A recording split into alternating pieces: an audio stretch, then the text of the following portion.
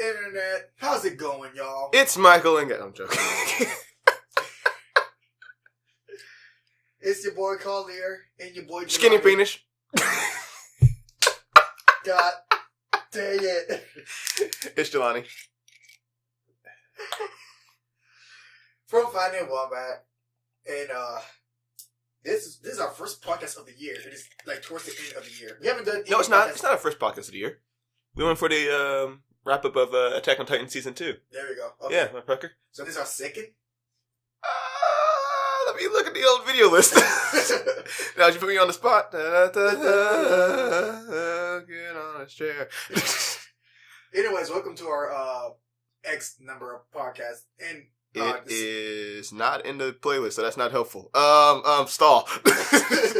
Welcome to our podcast, and boy, there's a lot of things that's been going on this year with gaming, especially towards the end of this year, which is a big thing. Okay, this is our third one of the year. Our third one of the year. We had one for the E3 recap, and Okay, then the E3. week right after it was the Attack on Titan Season 2 podcast. And there's like a big gap, and then here's this podcast. You know what? I've been thinking like maybe I really want to do like a monthly podcast until we become more consistent with our content, and then make it, I don't know, bi-weekly, and then maybe weekly or whatever. Well, you know, I mean, you got to be around to do that.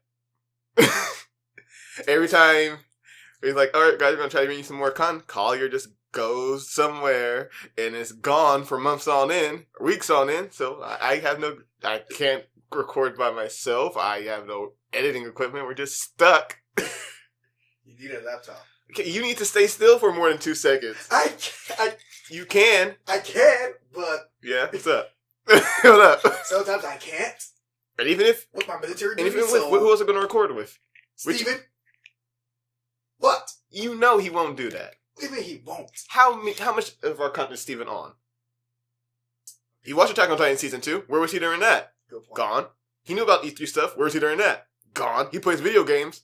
I see a lot of stuff on here and Steven's nowhere around. It's like pulling teeth with him. You have to fight him to do it. That's just a thing. Here comes the Jameson. Yeah. Brought to you by Jameson Whiskey. If only. If you were to be sponsored by an alcohol company, well, I don't know, I can answer this. Jameson. You would like to be sponsored by Jameson, wouldn't you? Anyone really? I mean, if Bud Light would like to shoot me something my way, I'll drink Bud Light, even though it tastes like water. I will still drink it. Bud Light Platinums, those are good though. Yes, those are good. Those are fantastic. Bud Light themselves, not so much. Budweiser, meh. I don't think I ever had a Budweiser before. Of course, it's piss. Pabst Blue Ribbon. Ugh. Oof. Yeah. That was my first bar beer. I've never had Foster's. When I worked at the grocery store, we're on tangent already. I kept seeing Foster's like these big cans, like it's Australian beer, but Australians don't drink it. I was like, yeah, sure. But it's like, Australian beer that Australians don't drink. they say they don't drink it. They probably do. It's like, nah, we don't drink that piss. If you're Australian, comment below and confirm if you do or do not. Yeah, alright. Whatever. But it's like, every time I said it, it's like, I'm going to get that. Because I kept hearing you mention Foster's. I'm like, I'm going to get that. And I never did. I worked in that grocery store for 5 years. Very tempting when I could legally drink. I was like, I'm going to get some whiskey. I'm getting this shit. And I just walked out. Wow. Alright, I think that's a good warm-up icebreaker for this podcast. So now we got a good lively vibe going on.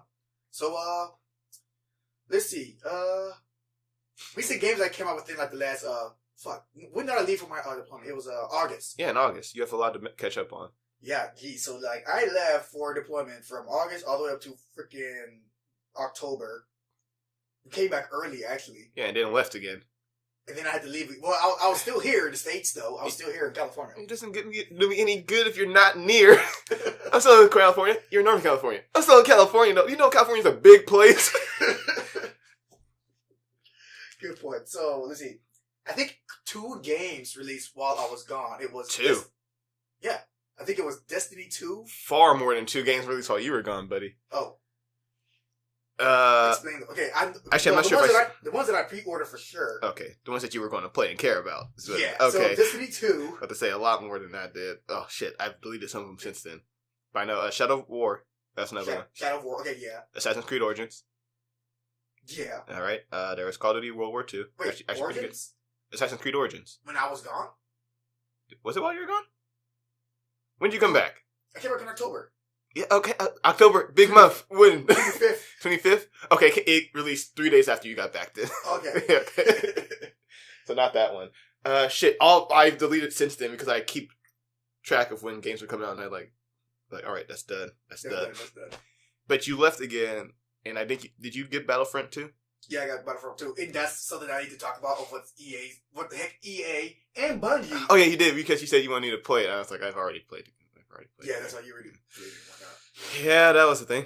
Oh, jeez, man, that Super Lucky still released. I need to get that. That game looks so fun and colorful, and I'm a sucker for colors. You are like one of the 2 people I've actually heard that excited about that game. No one else I know. It's like, okay, it's a very kiddie game. It's like very family friendly. Yeah. And like when it was on the Xbox panel, the E3 was like, man, can we get to something else? It felt like a long time. I know it was like only a minute or 2 on that game. It was like, let's move on, guys. You gotta sell this. What the Xbox One X can do right now. And why people should buy this console. I saw a little documentary about like their whole take and design of Super Lucky's Tale. There's a documentary based on this game. Yeah, like behind the scenes, like what they're trying to do to make this a unique, one of a kind platformer. It was on VR first, right? Huh? It was on VR first, right? I don't Super Lucky or something like Lucky Sales. I believe it was a VR title, and then it's like a sequel, but on the Xbox One X and not VR because there's no VR for the Xbox One X, even though in their earlier VR marketing, they kept saying it's VR ready. And every other time after they dare say anything about VR, it's like VR ready. Where's the VR? They've had last year's E3, then there was Gamescom.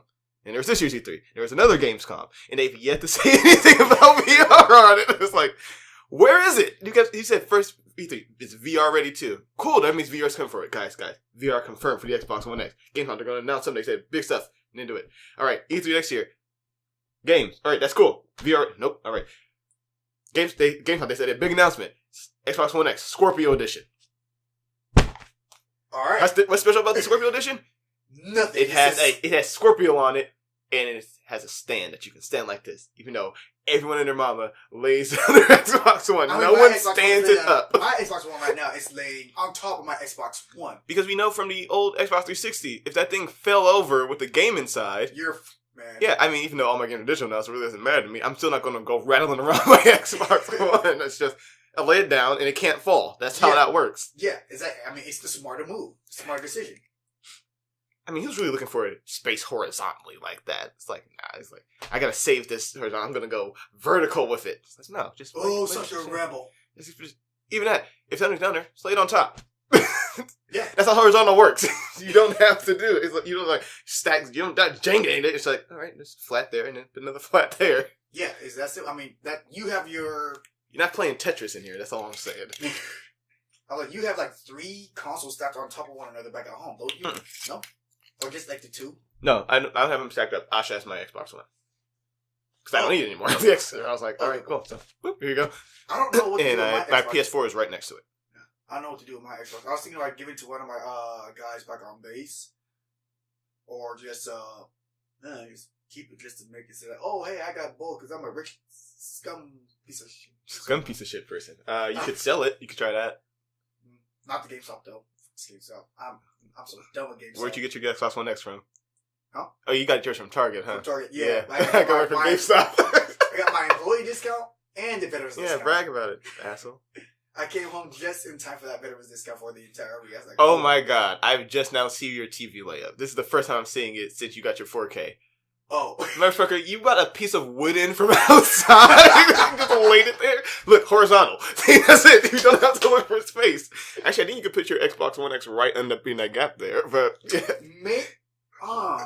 But God. I probably can. Can you put a picture of that? That is... I just looked up and saw that. I was like, because I was like, oh, you got the 4K TV. But I'm talking to you, it's like, yeah, that's way too, those stands are way too wide for it. It is. I just looked at it. My old TV, the way my old TV was, it had like a flat bottom. So I could just like sit on top of my dresser. Yeah. And then just stand up on its own. This TV is way bigger than the original TV that I had before. Yeah. So it's wider and it has like a stand onto it.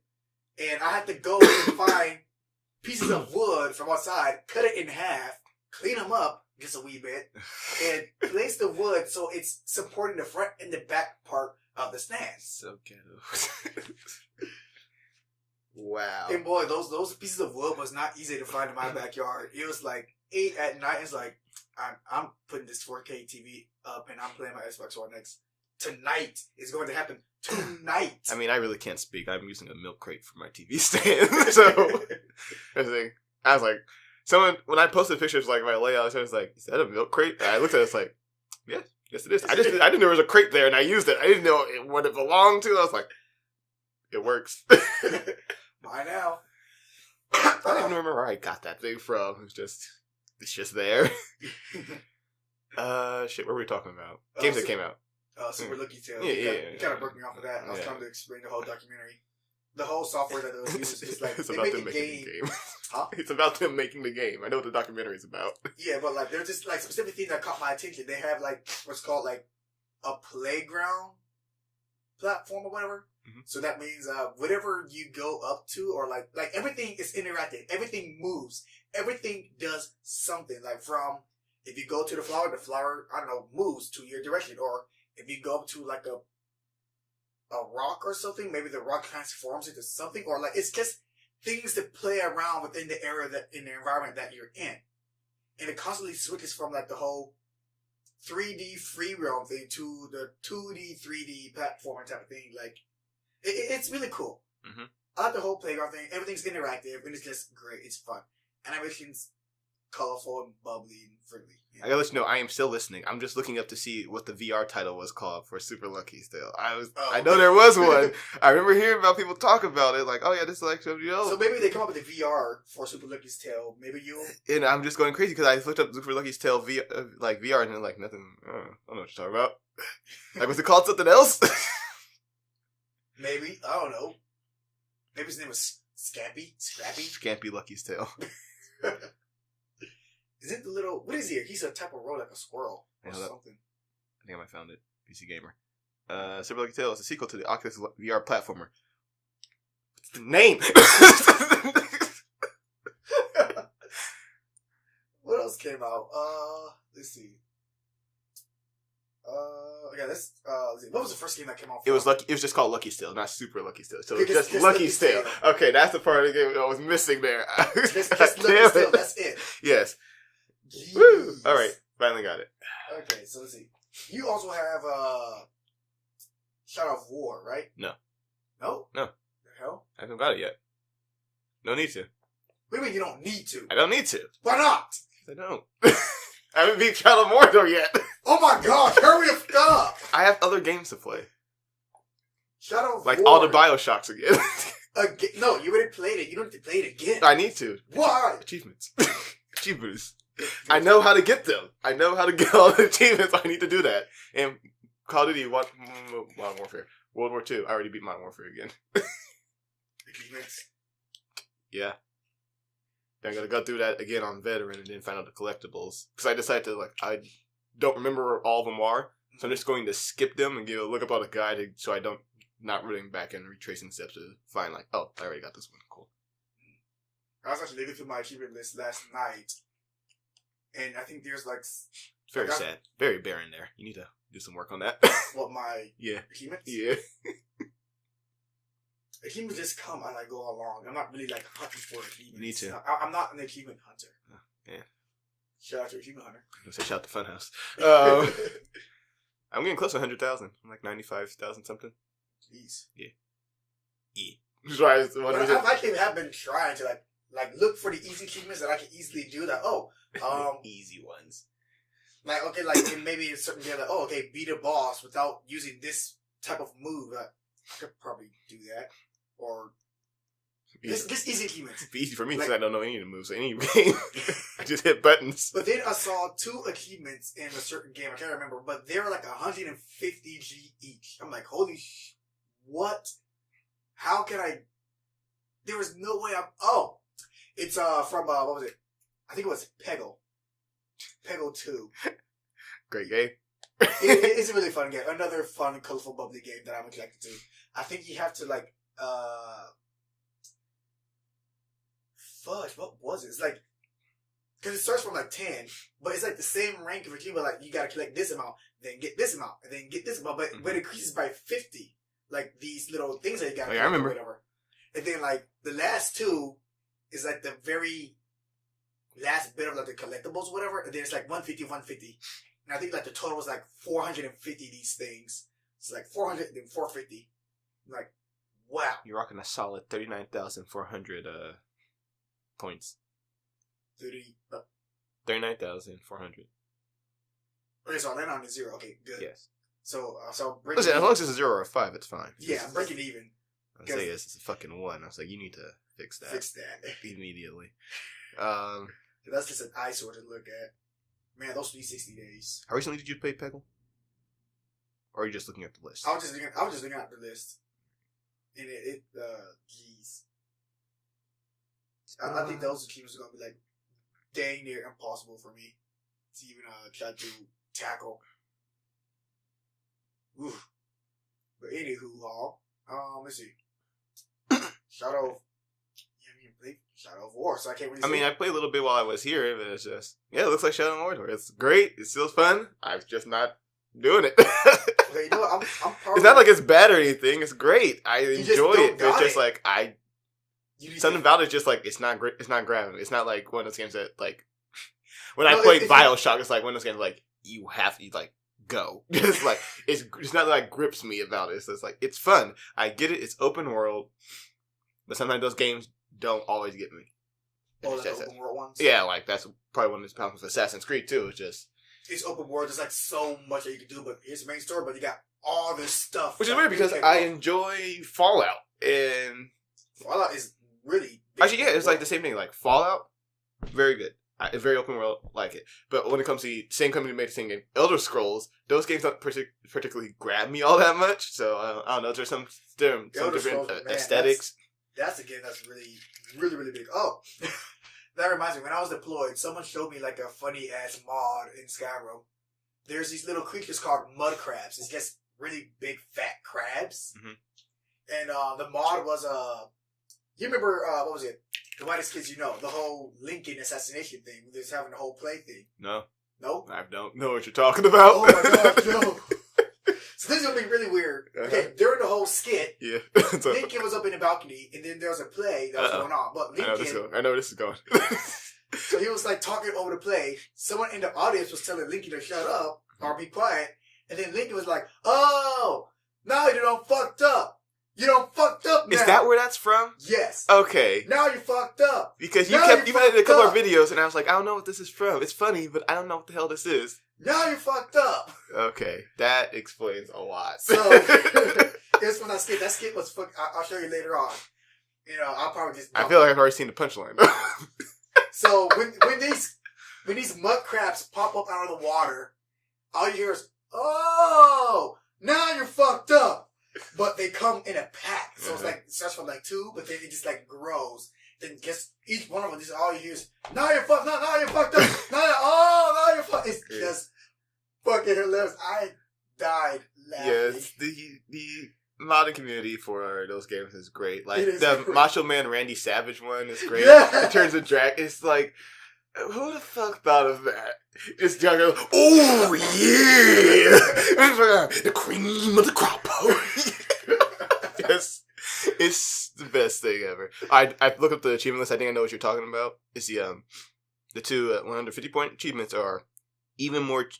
Well, it's a series of them. It's all the Chivos. It's a 100 point achievement, which is complete 180 optional objectives.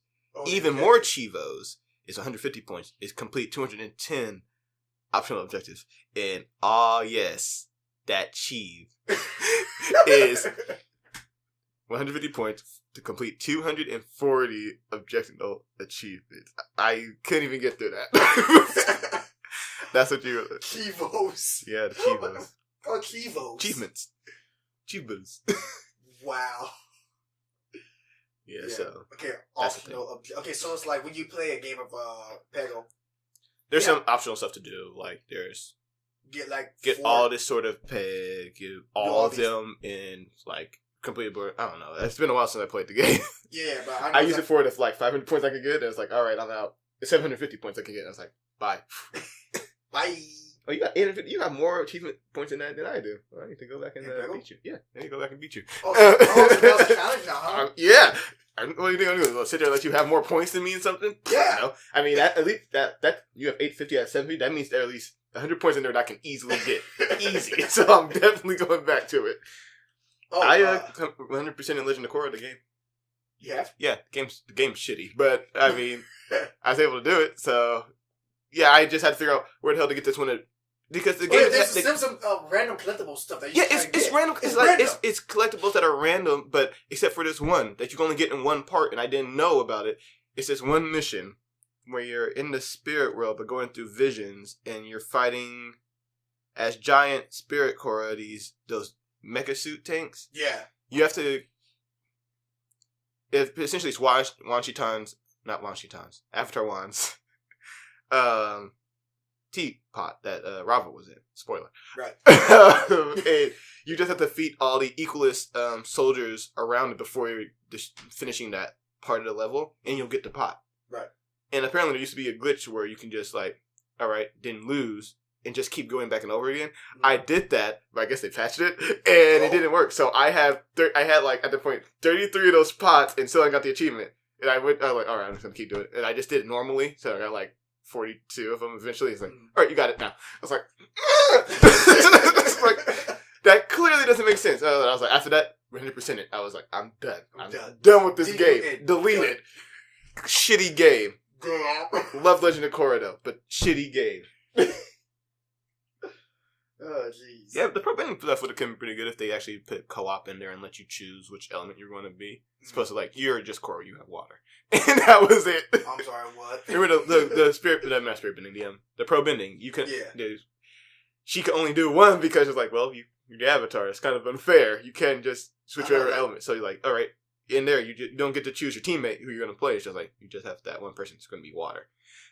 And also, it really didn't, me replaying in my head really didn't matter because you pretty much doing the same thing, just like shoot, dodge, shoot. It's like it's all the same thing anyway. Oh, that sounds so boring. It's could have been fun. A lot of games could have been fun, but Didn't you also post on Tumblr and Twitter that there's a whole Avatar thing that's going to be happening on Netflix? No.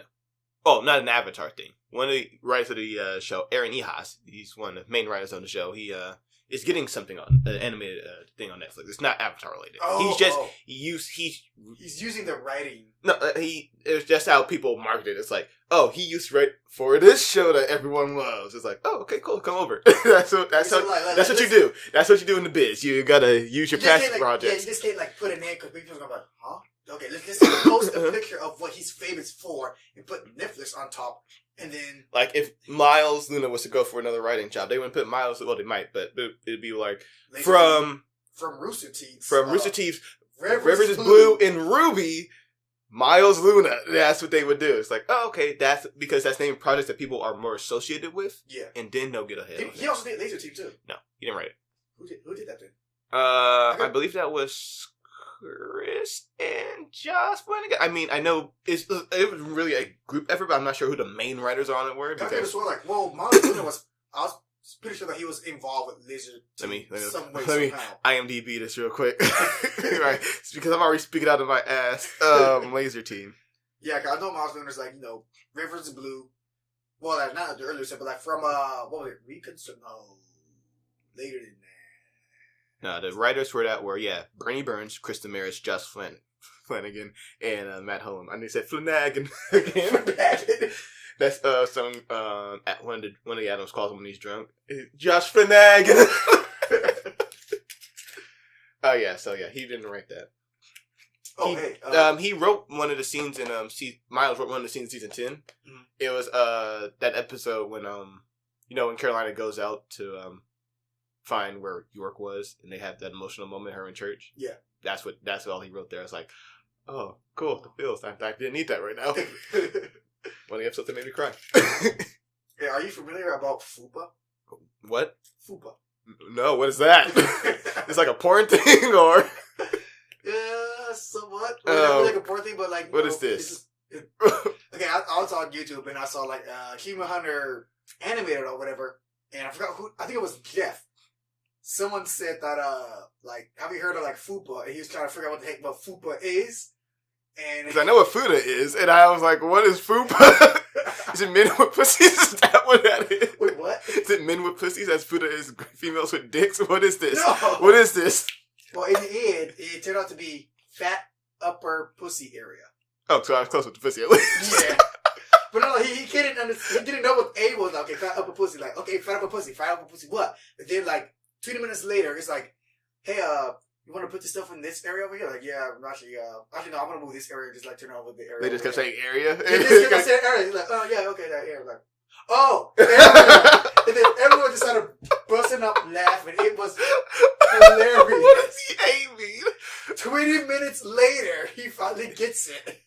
Oh, area. Was he actually asking what the A meant? No, they wouldn't tell him. And No, was he asking that, though? Like, what's the A? Someone should have said, artificial. Artificial. Oh, goodness gracious. AI. What does the A stand for? Artificial. That was a good movie, though. AI. Who did that? Steven Spielberg? AI? Yeah. That AI was good.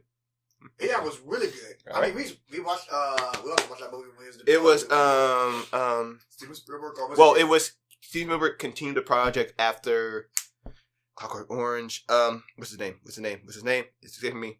He was in Epic Ride Battle. Stephen Street? Nope. Stephen King? Nope. Stephen King's still alive. Stephen King, actually. Stephen King, oh. Because his name, so for PH, if you call him Stephen King for some reason, like, PH, that's a sound, not a sound. Stephen King. But anyway, he directed 2001: A Space Odyssey, Clockwork Orange. I can't remember it. Shit, what's his name? Fuck, I'm going to look this up. God damn it! I would have spelled the schmo down.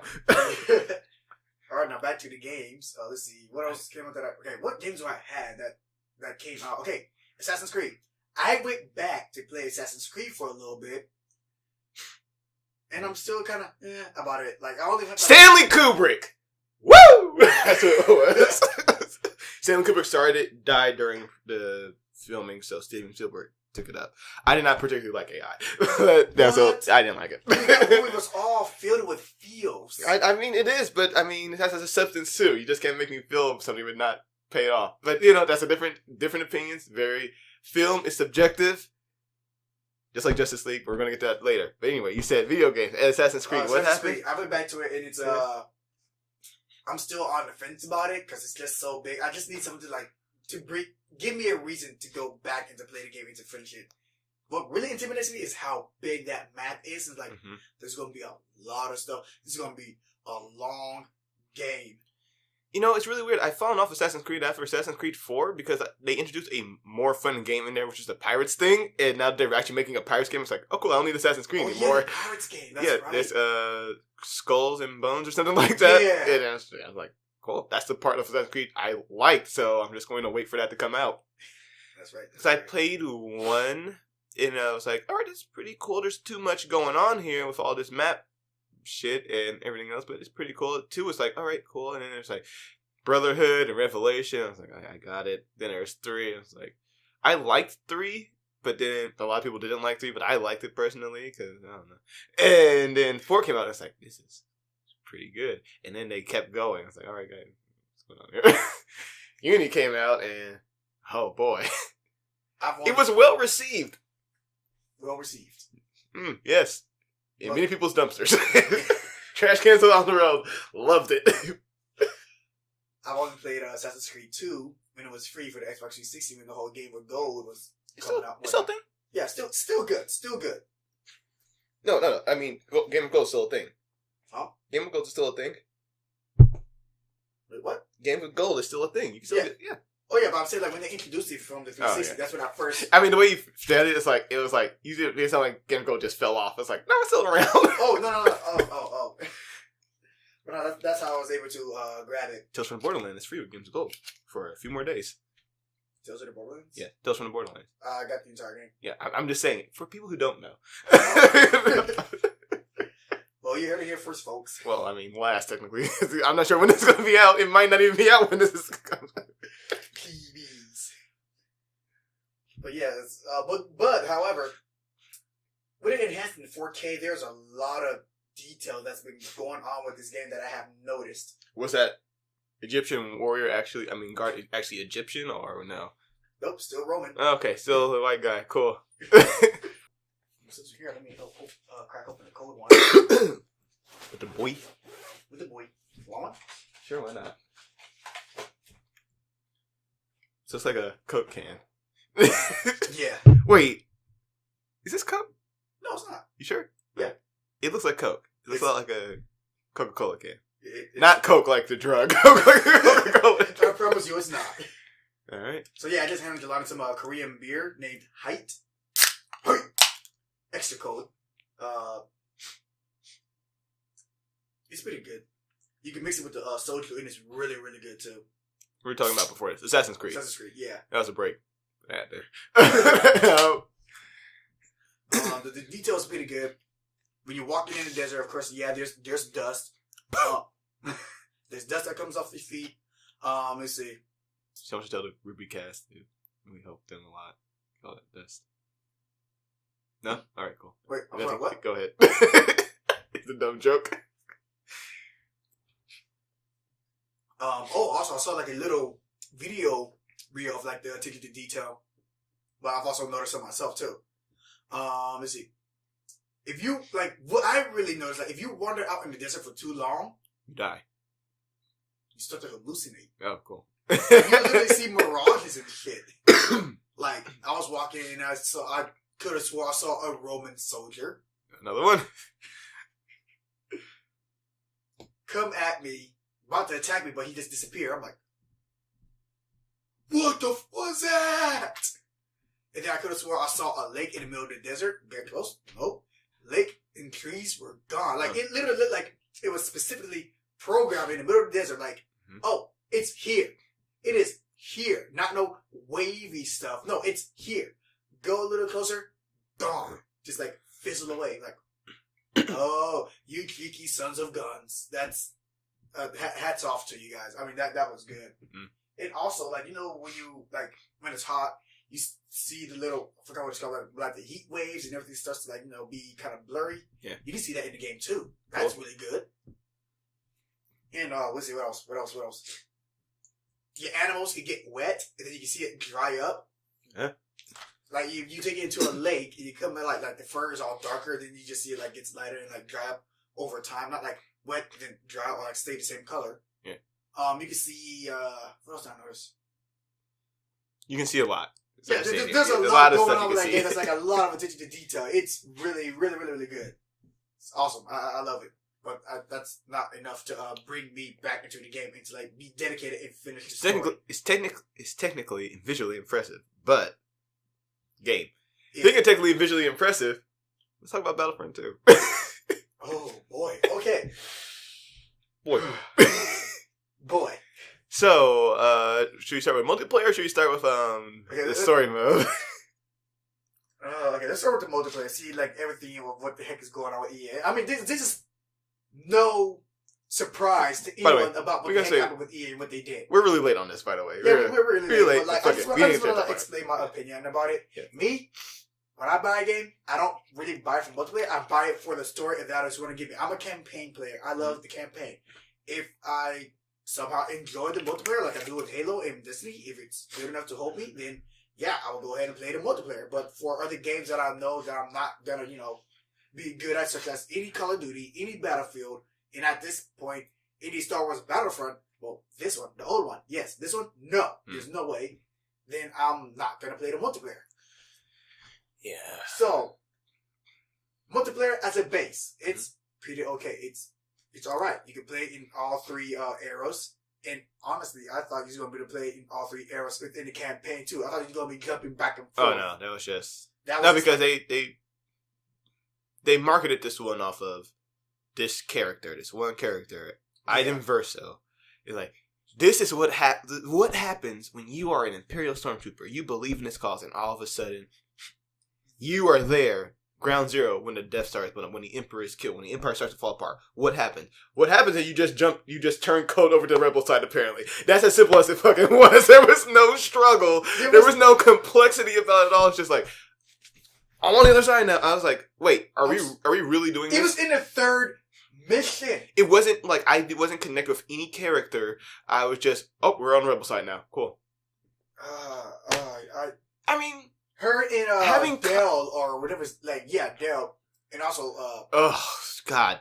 No, we said we were going to start with multiplayer, but we're talking about... I went straight to my biggest disappointment, which was the campaign. Yeah, the campaign was really big. I was saying, okay, we're like the Navy SEALs of the Empire. You are. We are the Navy SEALs. Inferno Squad. Inferno Squad. Freaking badass, yo. I mean, like, that whole scene... Phones on. Stop Collier. Come on, man. Come on. You're killing me, Smalls. Shut up. Killing me. Okay, so what really, like, that first mission when you're going, like, grabbing the intel or whatever, and then, like, you make your escape, you get freaking... By the way, you wouldn't be able to do that. That suit is not skin... It is not... It is not. I know that. I was sitting there, it's like... Oh, no, you should be there. Gaming Sins is going to definitely point that one up. Yeah, and they did. Also, the fact that, like, that the helmet is still in the room with her, it's like, what? Like... Yeah, you know, there's a mic in there, right? All you have to do is turn it on, start talking to him. You're like, oh, there's a mic in here, all right. Somewhere else, you cut from her equipment.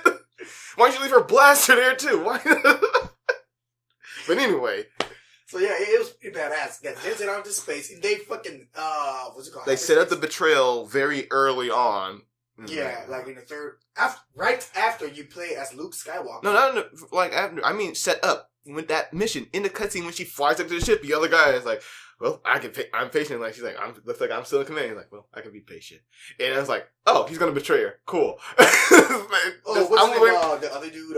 Whatever his name is. Evil Space Nazi. Yes, sir. Yeah. He's in Arrow, by the way. He's really good in Arrow.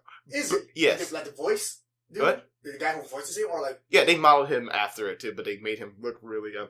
Later on in the game, when he looks old, that's actually more him. Oh. But that time, he made him look all young, and it's like, that doesn't kind of work. Do you think that he or Ian Versio will appear in Last Jedi? If they do, I hope they do a rewrite with her like they did with Iron Fist and make her a better character. Because if not, no. I hope not. They shouldn't. And also, we're gonna get to that later. But we're gonna talk about this campaign. This is what the fuck. This is a Star Wars campaign. And then again, I know we were talking about because we were hoping it from EA. It was like, oh, DICE is making this. Guys, we want a campaign. We need something in the Star Wars universe. We need a campaign. And it's like, this is people made Battlefield. You don't want this campaign. I was so that I was like, okay, it's her story about her from, Ground Zero. From her perspective. The transition into the First Order of, like, the roots and the origins of how or the anything. First Order anything was interesting created. As opposed to turning over to the Rebel side. It was like, that's not interesting. I've seen that story before. I don't give a shit. The whole, quote, reason why she turned to the Rebel side is because Operation Cinder or whatever, shout out to Ruby, had these satellites that were like creating storms on her home planet, and she was not happy about it. I mean, the Operation Cinder is like the Emperor didn't believe like, if I die, the Empire cannot outlive me. So fuck everything, kill everything. You're all loyal enough that I know you idiots will do it. They did. And then her father at the very end was like, yeah, but, I'm just loyal to it. It was like, you got no character, you got caricatures. It was like watching Avatar again. It's like, there are caricatures. Not The Last Airbender. I mean, the blue people one. They're like, there's not really any personality here. They are just that role, and that's all they're working with. Which is a shame, because the actress who plays Ian Verso, she's so good. She's great. She's great at her role, but it's like, there's nothing to go with here. Yeah, the people around her, the actors. The writing is just... it's garbage. Collier. That's the second phone. I got extra life. One up. Oh, wow. It's garbage. It's not good. And I'm just saying, I played through that thing and I was so disappointed the entire time. I got a question. What would be like your favorite hero sequence? Like playing as a hero? None of them. None? I didn't enjoy any of those. That was the worst part of the campaign to me. It's like they force you to be a hero. Like, you want to be Luke Skywalker? No. Well, you're going to be Luke Skywalker. You want to be Princess Leia? No. By the way, didn't know I was Princess Leia because they didn't set up that I was going to be Princess Leia during that sequence. I thought I was still Ian Verso. And I was like, I thought I went to third person. I couldn't get back to first person. I sat around trying to fuck around with the controller. I got killed. And then it's like, Princess Leia is down. I was like, oh, that explains it. That's cool. Yeah, me too. Yeah. That didn't enjoy that. When they made me play Han Solo. Didn't enjoy that one because... Okay, the Millennium Falcon part was cool. Because I was playing the Millennium Falcon. That's the best part of it. The Millennium Falcon part. That was it. Besides that, garbage. But yeah, playing him on the ground with that annoying ass... The annoying side dude. It's like, it doesn't make sense for an Imperial officer to be that way of anything. He would never got promoted at that rate. Yeah. Hell no, he's not an Imperial Terran. I was like, this is clearly a trap. There's no way. These guys are just trying to act and he's bad. No, he was genuinely honest the entire time. No. And when they like, do you want to play as he fucking had a beard. Lando Calrissian? He had a beard. Fuck that. It was like you're trying to piss me off. Like, you want to play as Lando Calrissian, who was the only, by the way, I forgot what's this actor's name? I can't remember. No, Lando Calrissian. Yeah, Lando Calrissian. Who was played by... Donald Glover? No, that's the young one. Billy D. Williams? Billy D. Williams, thank you. He's the only one who actually came back for it, and you can tell. Yeah. I was like, that is old Billy D. Williams trying to sound like young Billy D. Williams, and it does not work at all. It is. Yeah. And then it's just, I didn't want to play as any of them. It was weird. It's the whole thing. You have to play as Battle of Jakku again, but this time for a narrative perspective. Woo! Ooh. It didn't make sense either. It didn't make sense either. I'm going to crash my essay on this stuff. That boss scene with the other dude, I thought he was going to be like, quite the challenge. No, I shot him down first, and then you're like, oh, it's over. I was like, what? What? I didn't know I was shooting him down. I was like, I'm shooting this ship that's in front of me. Da-da-da-da. He's dead. Then he went to the cutscene, I was like, wait, where was he? Is that him? And then you just crash land on the Star Destroyer, which would have blown up by the way, any other vehicle, not tumble in survival. There were blown up vehicles of other Expeditors on it. That was so, like, what is happening? Then she goes in there to convince her father to come for her. He's like, no, I'm going down with the ship. Okay. And she leaves. It's like, that was quick. So this was a waste of time? Waste of time? Okay, cool. I had to try. And then they have that romance with her, and I was like, what? Yeah, I saw it coming because, like, it's... I didn't because it wasn't set up. I knew it was coming up, even though I didn't see it being said, like, no, they're gonna fucking do this. They're gonna do this. It was just, bam, right there, accepted. There was nothing. Apparently, in a few, decades later, in the quotes that it said. Yeah. Kylo Ren comes and finds Dale, and he references, your daughter. And it's like, nope, it's not Rey. It's not Rey. I know. It's not Rey. It's not Rey. Because if you want to piss people off, you make it Rey. EA is going to have to, if they were doing that, they're going to definitely have to change it now. Because they're like, oh, they're on Jakku, so they know the location that's away from the Empire. It's like, former Imperial officers would not choose where the former Empire used to build their ships to hide their daughter. Yeah. That is not smart at all. But, it's a thing. Yeah. And I'm not sure if, is that sequel baiting or is that DLC baiting on them? Because it might be both, knowing EA. If it's DLC baiting, they need to fix this soon because everyone is like, their stock went down a bit too. Oh yeah, I mean, it's the whole thing with them. It's like, just because you update and then add something else to the game doesn't mean what you originally had in it is good. It's like Mass Effect Andromeda. They patch things in the game to try to make it look and feel better. But it doesn't mean that the game is still bad. The story is still garbage. You can't fix it. I haven't even finished it. I finished it. I went through that bitch and I finished it. I 100%. Well, not the achievements. I mean, 100% where I got viability across all of it. And I was like, all right, I'm done because I don't want to come back to this thing. And it's like the game refuses to end. By the way, because if you have a 100% viability, there's another cutscene after it. Like you do all this thing, and it's like, all right, there's another mission for you to do. It's like, end. I want to roll credits, please. And he rolls credits. Like, there's another thing. It's like, God damn it, come here. Oh, we're gonna name this planet after you. Cool. I didn't care enough. The part where I don't know how far, but like apparently there's like a distress signal from somewhere, and we're trying to figure out: do you want to go there first, or do we need to help the Angara first? It doesn't matter. I would imagine it doesn't matter. It does. Nothing. No choices in that game mattered. It was just you could just whatever was going to happen was going to happen. I accidentally romanced an Angara. Like, no, I don't want. No, not the Angara dude who comes with us, but one of the other ones that's there on the planet. I accidentally romanced her.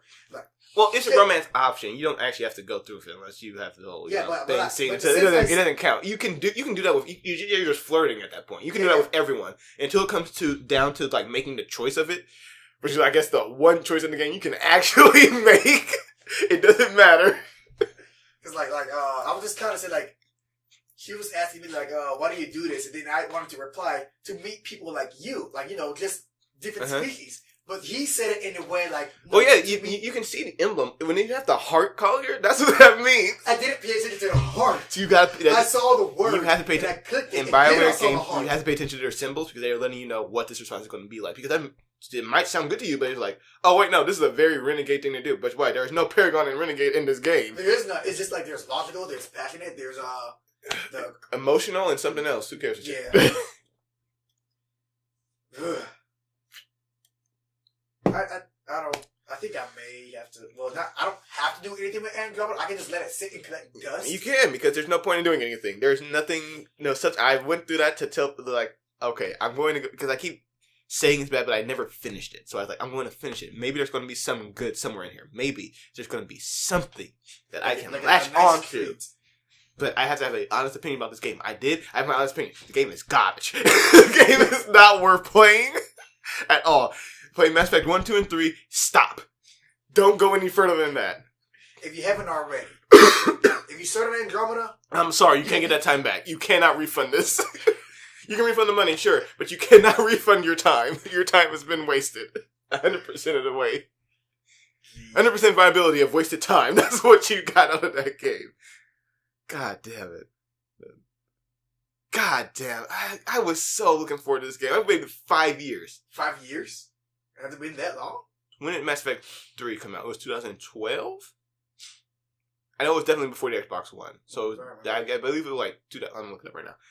I believe it was 2012, but they kept talking about Mass Effect Andromeda, and it's like, okay, they're going to do the Andromeda Galaxy. They're going to do a new galaxy. It's not going to be connected to the Mass Effect universe, which is good because it was kind of hard I know it was hard on that team to keep up those choices in between 3 games. It's like, doing from 1 to 2 is difficult. Doing from 1 to 3, even more. Because there are characters that you can just not have in Mass Effect 3. That would just be what happened in the previous games. Yeah. Doesn't care that you might not have Mass Effect 2. Well, they're definitely one of them because they make you have a choice between 2 of them. Yeah. And then there's another one that you can just lose too. I didn't know that there was an option. In my world, that person just survived. It was like, oh wait, he can die? Yeah, there's a whole thing. There's characters that no matter what I thought was possible in Mass Effect 3 that would die, that you can actually save. But it's like really weird because it's through a Renegade option. Oh. Yeah. Renegade for life, bitch. I was like, wait, he can live. It's a whole thing. It's those 3 great games. Mass Effect 1 kind of rough to get through, but still great. Andromeda, a huge step backwards. Really huge. Really far back. When did Mass Effect? Also, like, there's a software in Andromeda that because they really rushed the game like for 4 months. Which is weird how they rushed the game that took them 5 years to do. It came out March 6, 2012. So yeah, okay. I went for literally 5 years at that point.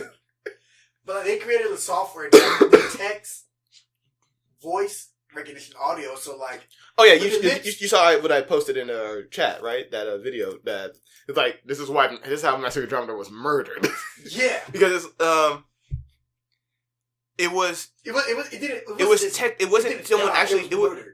someone wasn't animating any facial motion. It was the software. It was a software that was just going to go. And another thing too, it was. I'm not sure they can pick that up or not. I'm going to keep talking through it anyway. Go ahead. The freaking Come on. I'm sorry. EA put the DLC developers of it on the game, not the people who were making Mass Effect, the first trilogy. They did not work on this one. They went to go work on Anthem, which is coming out. When I saw the E3, it was like, oh, that's where all Mass Effect animation went. the face animation went. Because you look at it, it's like, damn, that looks good. What happened with Mass Effect Andromeda? Now I know. It's like, oh, the DLC people did it. So, people who should have been working on the game were working on the game. Oh, this is like a Bioshock 2 situation. Okay, cool. Where people who worked on Bioshock went and worked on Infinite, while 2K was like, oh, we need another Bioshock. We need to keep that money flowing. We gotta get the injection it. You guys, Bioshock 2. Sure. What is this game? And that's what happened. That's when you get shit like Bioshock 2 Mass Effect Andromeda. Big publishers are like, go work on it! Instead of knowing what they're doing. People like quality products. Right. If you have quality products, we'll return to it. If Battlefront 2 had been good, I guarantee you I would have been playing multiplayer. But the campaign is not good, which makes it already leaves a sour taste in my mouth. I don't care about any, because the maps are the world of the game. I don't give a shit about the world right now, so I'm not going to return to it. That's how I feel about multiplayer. If the campaign, this is why I don't play Halo 5. If the campaign is not gripping me, I'm not going to give a shit about the world I'm in. That's how I feel about it. Halo 5 had the same problem. It was like, all this setup, all this hype that they put behind themselves with their goddamn marketing campaign, and they don't follow up on it. And just like, alright. And you can't even, that's not even a situation. That's the same studio that has been making the game. And it's like, you don't know what happened. Well, because they made Halo 4. Halo 4 was good. Halo 4 was really good. It was great. Really, really good. I mean, they changed a lot. And very emotional moments with John and Cortana, which I didn't think I could have, because I didn't give a shit about John and Cortana. John is the most boring part of the Halo universe. In his own goddamn universe. He's the most boring part to me. But in 4, he was like, oh, this is a character. This is great. And in 5, it's like, nope, never mind. Do you think that they split up time between them, and then it's like, I really don't give a shit about either side now. Anyway, what? Do you think that John will ultimately somehow meet up with Halsey? In game or in book? In game? I mean, Halsey came like almost like this close. Let me see. Where was Halsey was with... Oh, shit, I just realized something. Uh-huh. I'm not going to keep talking about Halo 5, because there are Glassland spoilers in there for you. Oh! I just realized, I'm like, oh, never mind. Whoops. Easy. So there's a book that I've been listening to via audiobook? Audible.com. Every time if we're driving or whatever, I'm driving him home or we're just driving, he just plugs it into the car and he just plays it and I just listen to it. Because that's just answering some questions from Halo 3, Halo 4, and also Halo 5. Yeah, it bridged the gap between the games. Yeah. Instead of like having some spin-off that could have like answered some story. I mean like, that's what Halo Nightfall? What? Nightfall? What? Sorry, what was that? Ooh, man. He really Scotted, alright. Shout out to Alien Covenant. God damn it. Shout out to Prometheus. Anyway, go ahead. Ooh, jeez. Yeah, that was the thing. Like, they could have like done what they did with Halo 3 ODST. ODST was a great game. Right? Nothing new with Master Chief. Great game. Just story some soldiers in the Halo universe is what they had to deal with. Yeah. I mean, you playing like, like the soldiers that's like at their peak. Any better than you be a Spartan? Well, you can't be a Spartan because you have to be. I mean, you could have been a Spartan 3. You could have been a Spartan 2. Yeah, but at that time, they were Spartan 3s, were they? There were Spartan 3s, but there weren't any Spartan 3s on Earth. Yeah, they were, because, like, it was just Master Chief. Yeah, and Spartan 3s were kind of like, shh. You don't talk about this. No. 3s? 3s or 2s. No. What's a Spartan? There are Spartans, but how are Spartan made? Shh, shut up. What? That's how that worked. Where's Spartans come from? No, they don't. What? Exactly. Yeah, that was the thing. Like, just people, like if they had like a Halo, I'm gonna say Marine or like just Halo Contact Harvest or whatever. It's like, hey, you want to beat some people from the Halo universe that were there during the first contact with the Covenant? Sure, why not? I would love that. We won the books too. Turn the book into a game. And do it right. Or a series. Let's try that. Or a series. Yes, a series. TV series. Animated series. Xbox One launch. They talking about Steven Spielberg producing a Halo series or movie. I'm still waiting for that, bitch. Still waiting for it. Like, I hope it wasn't Nightfall. I'm starting to think it was Nightfall. No, it wasn't. That was really Scott. Or Forward Unto Dawn or something. Nah, Forward Unto Dawn was great. That was D for 3. Really... Well, I guess D for 3. I guess they did. I still watch that, and it's still great on Netflix right now. Mm-hmm. Still great. Definitely recommend. If you have not seen it, what the fuck are you doing with your life? Watch it now. I mean, like it is not slow. It starts off like boom, this is what's happening. And they're just trained to be Marines, right? Yeah, they're just going to be normal Marines in the UNSC Army. But they're kids. I mean, well, no, they're not kids. They're younger, but I mean, younger. they're about the age of like 18 around them. 17, 18. Age of consent in the UNSC. Whatever that may be. Well, listen, I'm not looking that up, but I'm just saying they're not Spartan 6-year-olds. All right, they're not what they start. They're not that. All right, man. They can understand the choice. That's what the thing is. Yeah, because like the Spartan 2s. Being in the UNSC and just training is all they know. That is their life. Fucked up. They think that is their destiny. We have went off on a real big tangent. We went off with some good storytelling from EA's Vester. Thank you, EA, for letting us go on this tangent. I'm sorry, but, so I'm guessing we're not getting sponsored by EA anytime soon. Definitely not DICE. No. Which, honestly, also, I'm not surprised. I am disappointed, but I'm not surprised about the whole thing because DICE did the game. It's like, DICE has been the battlefields, and I was like, yeah. You know what? This is just as poorly constructed as the Battlefield campaign. Like, Battlefield 1, it's like, yeah, I can see where this... Battlefield 4, I can see where this happened. I can see why all this happened. It's all coming to me. And also, I was watching Game Theory. Oh, and goodness. Go ahead. Man, you're like the 16th person to do that every time I mention Game Theory. No one likes the theories. No one likes movie theories or game theories. They like them, and that's it. Go ahead. But when Game Theory was doing a whole theory about Star Wars Battlefront 2, yeah. He, like, before the video even started, he made sure that people knew that EA was not going to be sponsoring him. They came to him like, hey, we want to sponsor you. And he He's like, nope, I'm speaking honestly about this one. No holds barred, buddy. He was already making the script and everything. And they came to him like, I'm not going to change the script to make you guys look good. Because you guys messed up. Like, you guys messed up. I'm being honest. You guys messed up and we're not happy. I'm not happy, but, like, thank you for the offer, but I'm going to have to become. I mean, if they want to sponsor that, sure, by all means. If EA was eligible and like, you know, yeah, we fucked up, we're going to own it. Fuck it. I'd say do it. But if they're going to say like, no, we need to change this and this, and it's like, as soon as they say, you maybe you should like, out. I'll give you your money. Get the fuck out of my rights. So wait, have you even played its multiplayer at all? Yeah, I've played some of it, and another thing I got grabbed with the fucking they're space combat, all right. Space combat. That's cool. The squadron fighter thing, whatever it's called. I actually have to so here's the problem with it. Control scheme, so I can be more comfortable with it. My problem with it is the problem that people have discovered from the original remake of Battlefront is that all you have to do is pick the speeder and you're going to win. There's no point in having an X-wing or a TIE fighter because we're going to use the A-wing and the interceptors. There's really no point in having any other things. How so? Because they're faster and harder to hit. Okay. They're smaller, which is there's no sort of rock paper scissors balance in there. It's just like they're speeder and it's going to be greater than the normal ones. Right. Because every time I get in there, it's like, all right, I'm flat, and it's like, I'm going to shot down. Cool. It's like, and I'm going to shot down again. Cool. This is awesome. I'm not going to be able to do anything.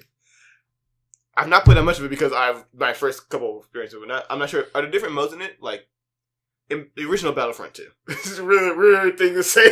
The original Battlefront 2. Yes. From the PlayStation era. Well, PlayStation, Xbox era, PC, really. But in that mode, there were 2 capital ships. Yeah. And they were fighting. They were frigates, and you had to destroy other systems on there to eventually destroy it.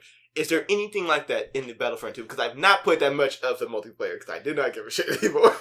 No, there's not. No, okay, see, that's a problem, too. Because now you're shooting around, shooting each other, not doing anything. That's not what was special. Your computer did a thing. Is it on still? Okay. Making sure. There's really nothing special about it. It's like, it's just what they had in Battlefront 1, the remake, but reskinned to be in space. That's it. Yeah. Like in the original Battlefront 2, same thing to say. You can you start in a capital ship. You get in a ship, or you can defend where you are in there. You can get on the turrets. Because the thing is, you can fly into other people's capital ships and fuck it up from inside. Yeah. So you're not shooting down each other because they have shield generators. Like, no, someone get inside there, take out that fucking shield generator. And then just wreck them. You can just take down the engines and life support from inside the ship. That was part of it. It was like, you do that stuff. You don't stick to it. That was the part that people liked about that fucking mode. I remember I wrecked me in that mode on the PlayStation 2. And it was just, You fly around and you shoot people still. It's like you're not changed. Oh, you didn't change anything. You defend these little things or whatever. Oh, defend our freights. I mean, it's the same thing for Battlefront. It's a remake. It's the same thing. It's just in a different. You just reskin it to look like space. I can't crash into it, but I can fly out of bounds. That's it. That's the only difference. God, what the hell? And then there's these daily, well, just the loot boxes in general. I get some daily loot boxes. I have no problem with loot boxes as long as they're cosmetic. If they don't make a difference to gameplay, that's good. Yeah. When they start making a difference to gameplay, EA, which is why Overwatch gets away with it, and you guys don't ever seem to, but you don't seem to fucking understand why. Here's why. It's cosmetic. In Overwatch, it's a skin. It makes zero to no difference in gameplay. A voice, a paint, you or don't. extra coins. You don't. It doesn't make a difference in gameplay. You don't get a pack and it's like, oh, I am now the best in this round because I spent the money. That's not how that works. It's not. It is Star Wars. It'd be really simple to do that. There are a ton of costumes in Star Wars. Yeah. Cosmetic. Just do that. People will I pay for that. I want my stormtrooper to have that orange little flare thing off his shoulder. There you go. Loot box that. Yeah. People pay for it. The first one, you was able to do that, but like you gotta like get an X amount of points or be like an X amount of levels high enough to even purchase it. And it was just cosmetic. And then there would be like, you get like an X amount of level or X amount of points to get the new and better gun. But if you haven't been playing the game and you get paired with a team that has all the better guns and your team doesn't, then you're just gonna get wrecked. I mean, yeah, when it comes to things like guns, I'm kind of iffy about, but also it's like I acknowledge sometimes people like me. I work a lot. I don't have time to be playing Battlefront all the time. Yeah. So when I come into it and people have like all the high level guns, I'm like, okay, I'm gonna get that. But like when it comes to like XP boost, I gotta say, I'm not sure how I feel mostly on it, but like I know loot box safe territory. It's just cosmetic. When it comes to the abilities of it depends on what the game is. Yeah. That's where it starts drawing the line. Like Shadow of Mordor, they also have loot boxes too. Yeah, but also single player game. Single player game, so I think it's loot box for a cool item, but you're only going to be playing against yourself, so yeah, it doesn't matter. Yeah, I mean, as long as you can also get the same thing just by using your experience, then I guess I'm okay because I'll just like play the game. I want to spin a dime. Yeah, some people can't just play a game all day. They have to work to support the habit that they want to play games. So sometimes they're like, let's spend money on it. Brings me to a point. One of my sergeants back on base, he's also a gamer too. He's like one of those true gamers. He knows what he wants and he knows what we want. You gotta stop saying that, true gamer. If you play a game, you're a gamer. I mean, not like a true, but like, he's like, for the people. Like, he understands like how we are when because he's a gamer himself. Yeah. And he's been like, we've been talking about games and stuff, the games that he bought, the games that I bought, and our ideas about what the heck is going on with this last quarter of gaming for the year. Yes. And he didn't even buy Battlefront 2 because he saw what the hell was going on way beforehand. He sent me a picture of what was going on with Madden NFL. I'm going to post it up, but I'm going to show you right here. Uh-huh. It says, trouble winning games? Purchase item packs in the store and upgrade your lineup and team management to gain an edge. See? Like, bullshit. What the fuck is so wrong with you? If you're tired of losing, use real money to win. What the It's literally say, hey, pay to win. That's all he said. It is. Pay to win. What the fuck? And then also, it's like they don't listen. They don't learn from anything going on. They've been doing this for years, and they just like, oh, no, they didn't like it this way. All right, we're gonna change it. All right, we'll change it next time, guys. They do it again. Stop. Fucking stop. Just stop and take a breath. You don't have to keep doing it. You actually don't. You can stop and like, okay, what do we need to do to make people like this game? Don't be assholes. That's the first step. Don't be fucking assholes. God. And also, Destiny's doing the same thing too, as of late. Destiny started that, and they started that. They won. People are like, no, and they change. Like, we'll change it. Yeah, cosmetic only. Reddit, Thank you. This is the picture that you sent me from Reddit. Do not let Destiny hide in the shadow of EA. Yeah. Destiny 2 has just recently released their new DLC, and in doing so has locked out any player that hasn't purchased the DLC from pretty much all late game content they previously had access to. Oh, that's what happened. Nightfalls, Trials of the Nine, Prestige Raids were all content that was previously accessible to the player base and they could no longer play if they didn't purchase the DLC. I will for reasons such as the game feeling excitedly dead, but nothing to do after week 2. A super scummy paywall that should not be allowed to exist. For part of that, if their Nightfall is a strike that's from the content that's released with the expansion, I understand that because that happens. Sometimes if you're not going to pay for the rest of the game, your if you're not going to pay for the expansion, sometimes you can't do stuff. Yeah. But like other in-game stuff, like if there's like a public event that you can't take part in, like, oh, you didn't get the expansion, it's like, all right, that's bullshit. Because even before the Taken King came out, you were fighting Taken or doing some other Taken stuff, and I was like, hey, nope, you can still fight them. It's just like you just can't do any part of the story stuff or the missions or any of that other stuff. I understand, but like a strike, I understand that. Anything that's in the public realm, you should have total access to. Yeah. That's how I feel about that matter. But also, that's also not pay to win. It is. Well, pay to win was the whole thing when they had their first loot boxes, and they were like, there are mods in there to get the legendary mods, and it's their like Bright Ingrams comes with weapon mods. Well, they did. They don't anymore. Okay. Yeah. That was the first day, and people were like, no, and they said, oh, never mind. Go take that down. You're like, oh no, it was a glitch. They're like, no, was it? No fucking bullshit. He said that to me as I was already playing and finished the Curse of Osiris. They're like, now you made me feel bad for even playing the game to begin with. I don't feel bad. I don't like that Bungie did it. But me personally, I got the expansion already. So it's not like I'm going to boycott it. I've already bought it. So, sorry guys, go get it. Maybe. The story, Destiny 2. I've not played it at all. As a whole. I've not played it at all. Destiny 2? No, yes, Curse of Osiris. Curse of Osiris, not Trials. Trials is in the first one. I never played Trials either. I can never get a team of 3. I never did Trials of Osiris or Trials of the 9. I never did any of those. You're not good at multiplayer either. It happens. Huh? You're not good at multiplayer either. It happens. Yeah. But, we've played all 3 Destiny, the original before the whole expansion. Destiny Vanilla, yeah. Destiny 2 Vanilla, yeah. Yeah, Destiny 2 Vanilla. What was your thoughts about that whole story thing that was going on? What story thing? Story. Oh, the Destiny 2 story? Yeah. Oh, it's good. I liked it.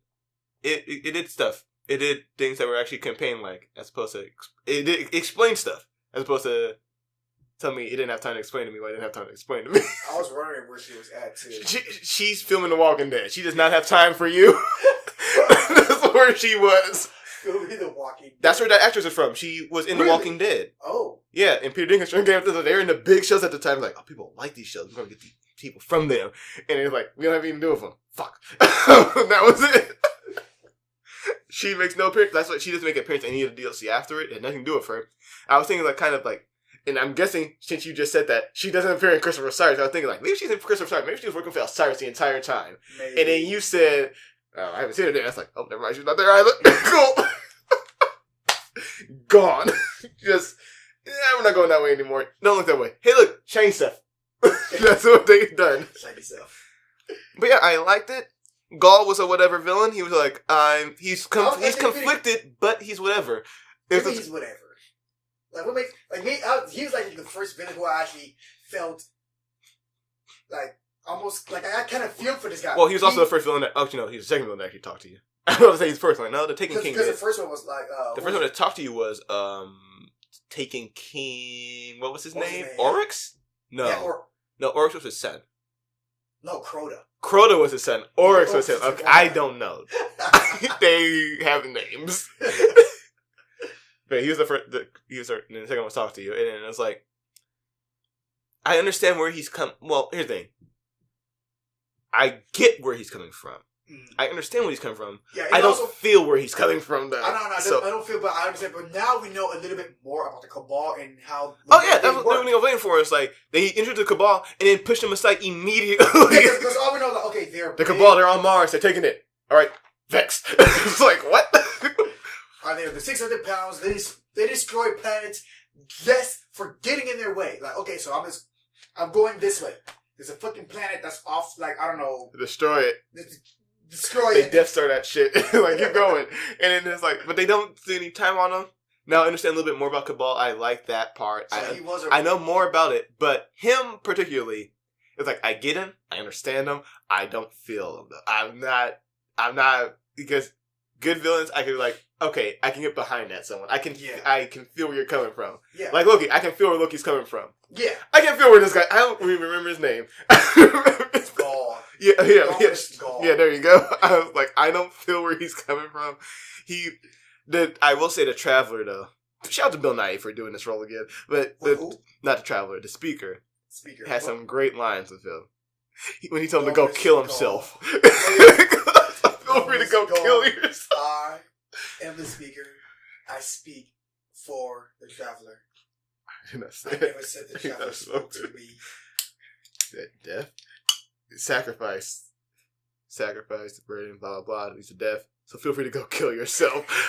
Steven and I at the same time. Oh! Wow. Rip headphone users. Oh. Just. They had cutscenes. They actually felt more like a complete story, which I liked. I don't like how they involved the Vanguard or whatever, but okay, during the last little part, they have no light. Yet they were still kicking ass. Oh, you can still their light. I mean, that's what other people without light did. The people who live outside the walls, like we don't have light. Fucking that girl in her hall. Yeah, her. What's her name? Fuck if I know. Yeah, I know. You spent 5 minutes on her. That was it. She helped you out, and then you straight up fucking left. You left though. That's what I think. It's like I personally like. Yeah, I can understand why she's upset. Yeah. She saved your ass, and then you just straight up left them. It's like you can help us out. Well, I'm not going to. Bye. You know where you can find me. Like, yeah, I'm gonna be defending the people from your fucking city, asshole. What the fuck? Wow. Magic. Collier is doing some magic with a beer can. Hold up here. Hold the phone. So I just tipped the beer can on its edge and it's just standing still. Boop. I'm taking a picture. I'm not taking a video. Let me try. Spills on the mic.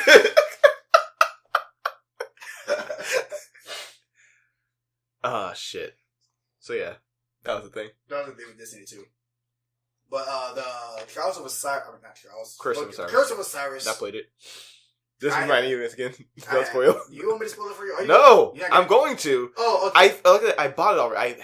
I had the expansion pass from day one. I got the digital whatever to call it. Yeah, digital. Sure. Yeah, that thing, and I've not played it. I just haven't had time to. Let me voice an opinion about Destiny's in this universe. Wait, what? Let me voice an opinion about Destiny in this entire universe. Yeah, go ahead. Out of all the enemies that we come across, I think the biggest threat to us, well, to them, is the Vex. Oh, yeah. It is not the it's not the Fallen because they're scavengers. Yeah. It's not Cabal because they're just like military space slugs. Possibly the Hive because they're just all dark and whatnot. And they also have to take him with them. And also got the Taken with them. So that's well, I mean, actually, I guess the Taken have evolved to their own enemy now since Oryx is dead, and now they kind of set up a different thing with them too. It's like, hey, they're trying to find a new leader. It's like, what? What? Like, what do you mean? I thought they were gone. No. I thought they were phased out too. But so yeah, they're like, it'd be the Vex because the Vex can stop time. Yeah. Manipulate time, but somehow lose to you. Time is on their side. Quite literally, they could go back. I don't know why they haven't done this, but the Vex could go all the way back to where we first found the Traveler and just blow it up. Yeah, I mean, like you said, like, why don't the Vex just the first time you told me because they told me like the Vex they can manipulate time and whatever in the first Destiny. It's like, then how are they losing to us? I was like, there's a Machina. That's it. Because Lion Turtle. Lion Turtle. No, you understand when you play the Trials of Osiris because like Curse of Osiris. You understand when you play that. I don't want to spoil anything, but I understand why they lose to us in this timeline. There are multiple timelines. Oh yeah, that they are creating. That's the whole thing. It's like this whole theory. I forgot what it's called, but like when you go, if you were to go back in time, you wouldn't be affecting your time. You'd be affecting something else's timeline. Like you're not going backwards straightward because you can't. It's physically impossible. You can go backwards in a different angle. Yeah. So and then you move forward from there. Yeah. That's what happened with Trunks. That's what's going on with there with Curse of Osiris. But, spoilers. Yeah, spoilers. For those who have to play it, and also for you, but like you understand once you start playing it, it's. The missions are a little bit longer and harder. Cool. Because I was looking for more of a challenge when I came. There's no... We're about Destiny 2. We were from Destiny 1. When you pick the mission, there's no way to do it on a hard mode. Oh, yeah. You just gotta play it, and it's like, there you go. There it is. That's the difficulty that it's supposed to be at. If you can't beat it, well, you suck. Also, the new raid, it's still the Leviathan. No, I know. There was no... I knew there was no new raid. It was like a new, somewhat sort of raid. Like, there's new things about it, but the raid's still the raid. It's still the play the Eater Leviathan thing. Which, for some reason, well, when we first talked about this raid, before it came out, you were arguing with me, and I was like, no, it's not that. I was like, yes, the Leviathan is the raid. That's the Cabal thing. He's like, no, it's not it. I was like, yes, it is. I still think it's not it. It is, though. It's just black triangles. That's the fucking ship. No, it's not a ship. It's a beast. The Leviathan. They call it the Leviathan. No, they're saying the Death Star. It's actually a star. It's like, no, it's a Battlestar. It's a star. What? A star. Not a beast. So, I'm about to watch that end cutscene again and see what I'm gonna look at it. Listen, with my luck, in 4K. With my luck, I'm most likely wrong anyway, but I'm gonna defend it to the end of the earth. Hopefully, Bungie and Ben just pop on too, so it looks like I'm right. It was 3 triangles. Yeah. Like the Leviathan is one thing. Yeah, but if you look at the emblem, when you go over to it, it is 3 triangles. Wait. Anyway, why are we still on Destiny 2? That was months ago. What else we have to talk about? We talked about... It's an okay game. I enjoy it. It's a good game. I like it. They have like little challenges for you, like on the side, or not able to do daily or whatever. And that's like what actually helps you rank up in light. Get all the way up to light without doing the raid. It's possible. I mean, it's possible. I've done it. One. 305. Got to 305. Now I gotta get to whatever the new light limit is, but yeah, I can do it. $2.99 without a clan. I don't have no clan. You can make a clan. I keep getting invites. Join the Burger Squad. We need more people. Stop. Stop what? It's gonna be one hell of an editing thing. You extra clapping. Mm-hmm. So I got some food now. Brag about it. Don't. I would never do that to food. I'd eat it first. So let's see. We talked about Destiny 2. Destiny 2's Vex are evil. Big bad guy. Ultimate threat. I don't know how no one's not seeing it's AI. It's like Terminator. It's like it needs. But they are the dumbest AI though in the game. Like are for it to be all connected through one mind. If you have to kill one, they all be like, "Oh shit, threats over here. Fire that way." Well, I mean, when it was playing in the when you're on that Venus-like planet, but not Venus, it was like planet Nessus or whatever it was called. There we go. It was Venus, but yeah. It was like, oh, the Vex can't understand you. You're an anomaly for some reason. They don't get you. That's what they were. That's what what's her face was saying. The best character in Destiny 2. Yeah, was in it. Discount Rampant Cortana. And not discount. She was her own thing. It was fuck. What was her name? Man, love her too. What's her name? Failsafe. Yes, Failsafe and her evil twin Failsafe. She's like, she go in there and she's like, they don't understand you. You're an anomaly for some reason. They's like. You, Guardian, you should not be here, but you are, which is why everything seems to be failing for them around you. Otherwise, they would have won already. Yeah. Well, in this timeline. Yeah, in this timeline. So, I mean, is our Guardian from a different timeline? Is that why he's an anomaly? Is he like Trunks when Frieza came? He shouldn't have been there, but he was. No, I'm guessing it's because in this timeline, Guardians don't exist or whatever, but they do.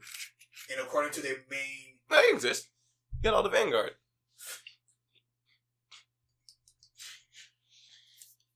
But yeah, Vex, time is the ultimate weapon that the Vex has. And they can just use it at their will. I mean, they got that in teleportation, too. That's a good one. And teleportation... Well, no. Not the one they don't have ships because they're like, oh, we need to move out of the planet. Okay, everyone, let's go. Also, the scavengers, all that they could teleport. This is really just flashing from one spot to another. Yeah, it's a blink ability. It's not a teleport. Yeah. It's short range. Short range, yeah. Vex, intergalactic. They can just do it all over. All right, well, we're done with Destiny 2. Alright, so... I'm saying do Destiny because we've been on it for a while. What's next? Yeah, let's see. What else? Okay, what came after Destiny 2?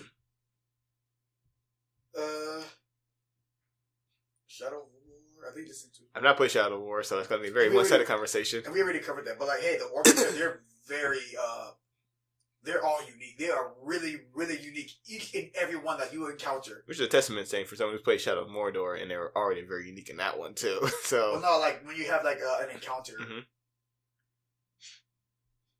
there was this friendly orc. All he wants to do is be your friend. That is literally what he wants to do. It's not Bruce. It is. No, it's not Bruce. Bruce Collier spoiled Bruce for me. Bruce is great. Then I played it. Bruce is great, but spoiled. He betrays you. You know what? But Sergeant, he also has Shadow of War. He tried to kill Bruce, but he keeps coming back. I'm like, what? So Bruce can't die? I'm guessing he's essential for the even like. Oh shit! That means have you beat it yet? Yeah, I beat the main game. Okay, I'll say there's no story mission for Bruce then. No, there's there's like different when you go to your quests.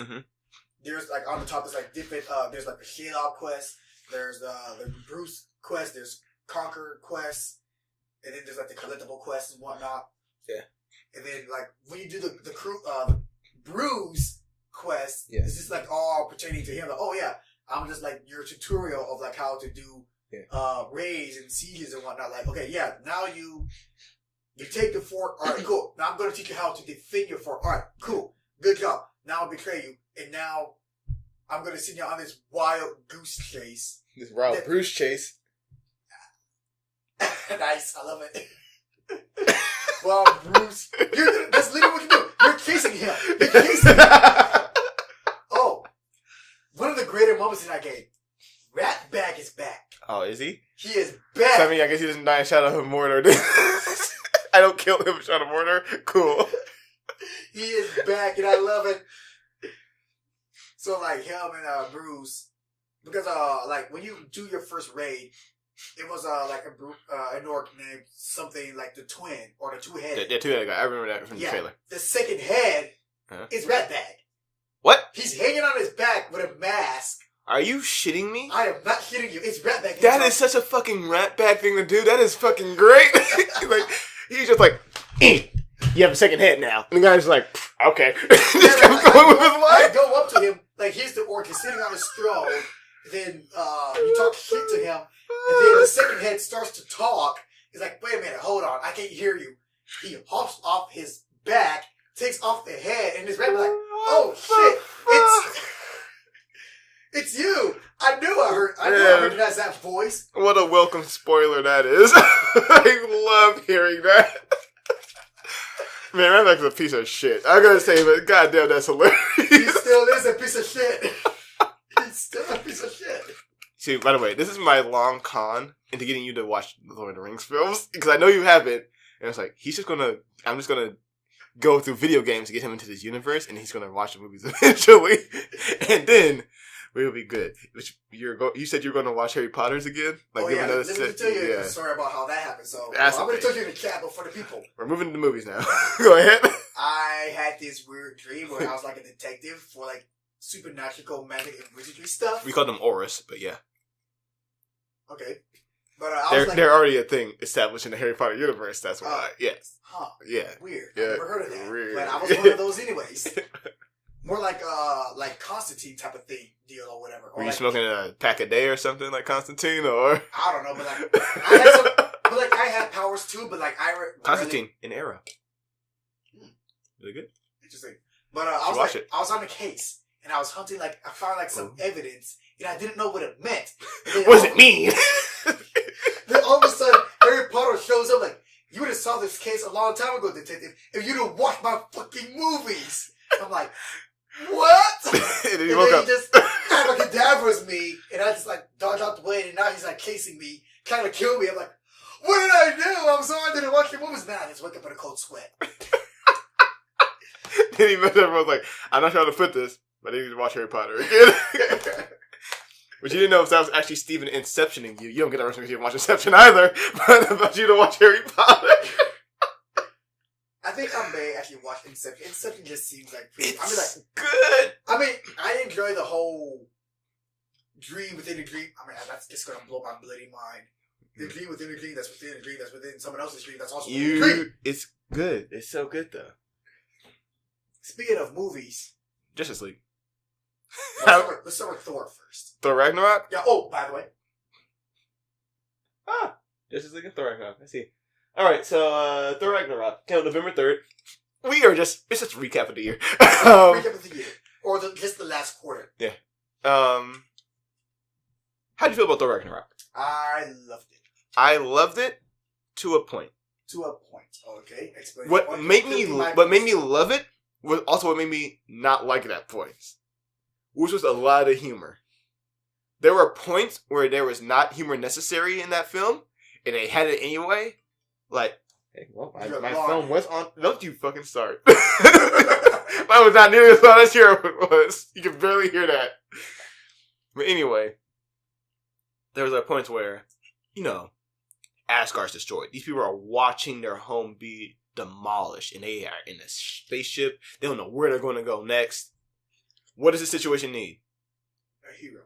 Yes. What does it get? A joke. It doesn't need that situation at all. They got another joke in there. He's like, well, I mean, the foundation is kind of messed up, but if you put some time into it and fix it, he's like, and he blows up and like, nope, never mind. Which, by the way, that voice is the voice of the director. Huh? The guy who's doing that. Hey, this is Fred. Doing a rebellion. That guy, that's the director. That's talking about TD doing that voice. Oh, wow. She was like, who was that guy? I was like, I have no clue. I looked it up. I was like, that's talking about TD. He's great. But what was Stanley's cameo in that? He was the guy who shaved Thor's head. Stand still or sit still or whatever. I just love it when they like in the Marvel movies, you gotta get the cameo out the way, or we're just gonna be living for the entire movie. I don't know how the fuck they're gonna get out the way in Black Panther. I don't see where he's gonna fit in that film. Oh boy. He's either gonna be when they're not in Wakanda, or it's gonna be some very racist blackface going on there, and I don't want that at all. Oh, Nene, at least the first film, not him in. So don't do it. What if they he's working on something and something blows up in his face and like his entire face like black from the stuff that Nope. I want to write people on the plane who hates Stanley cameos, like Spider-Man 2. He was good. It's like, oh, he saves her. He's the hero in this one. I get that. Every other time it's like, you're just doing it to do it now. Just stop. Like Iron Man was funny. It's like he thought he was Hugh Hefner, but he did the same thing in Iron Man 2 and they did the version for David Letterman. It's like come on, really? You did the same joke twice. I don't remember what it was in Iron Man 3. After that, I don't remember them that well. Like, I remember Incredible Hulk, he drank a soda and died. And because you didn't watch Incredible Hulk? I didn't. So, Bruce Banner was working down in a bottling company down in Brazil. And some of his blood got into one of the sodas that he was bottling. And then Stanley just happened to get that soda. And then gamma radiation, died. So wow. That's how it worked. He drank it. Huh. That was it. That was a cameo. Like, it was Stanley dying, which was a real cameo. Yeah. Thor's was, I don't remember. Thor 2. The first Thor, it was him. He was in a truck trying to pull. That's right. He was. That's where it was. Did I get it? That was it. Okay. Thor 2, I don't remember. Avengers was. He was the dude who approached Hulk when he fell off the No, that was someone else. That was not Stanley. Okay, then I don't know what that one is. It was originally something else before. It was when Captain America was in the cafe, in the cafe. He was in the cafe, which is what. Remember that girl who had a lot of screen time but didn't have any really lines. She at the end said like, "Captain America saved my life. He's a hero." That was her only line in the movie. Yeah. Apparently, she had a bigger part in the movie before.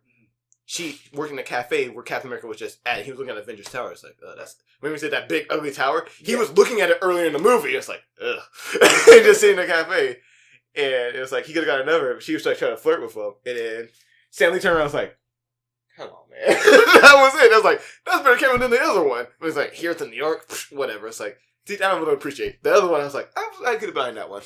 Yeah. But she's also she is also the girl from Last of Us. She's Ellie in The Last of Us, not Ellen Page. Yeah. There's a weird connection. She went from Avengers to The Last of Us. Which I looked at my review and was like, there is no fucking way. Which, yeah. But, I mean, which also begs to differ the video. Like, oh, yeah, we all modeled after the actress. It's like, no, you didn't. You have Ellen Page because she looks more like Ellen Page than she does that actress. But anywho, that's a different story for a different day. I just keep playing with this top. I'm not sure why. I'm like, you look like to drink or not to drink. It's like, come on, dude, shit, I got the pot. I enjoyed Thor. It was a little bit more funny. I enjoyed it. It was the best Thor movie. Yeah, the best. It was funnier. It was way more funny than I thought. It was funnier. Funnier. It was funnier. Not way more funny. It was funnier than I thought. There you go. You're doing a double positive there. You don't need to do that. It was funnier than I expected. Way too many funny scenes, but like it was good.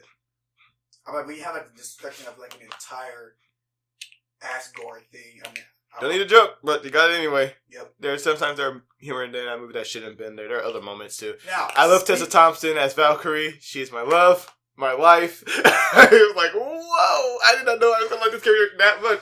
Her intro alone, calling it over like, there you go. It's like, yep. Here we go. Takes like finishes the bottle, drinks it, walks, falls. That's great. It was the best of all time. It's almost like in every other scene, he's got something in her hand. It's like, all right, here's what we're gonna do. I'm gonna finish this. You talk. All right. He started talking. I was like, done. I said, my heart, it burns for thee. My heart burns. How do I count the ways? 1 shot, 2 shots. 1 shot, 2 shot. He's already done with the bottle. Mm-hmm. Ooh, man. Speaking of unnecessarily funny, Justice League. Yeah, let's talk about Justice League. So, you enjoyed this movie? I enjoyed the movie, yeah. Because you're a fan.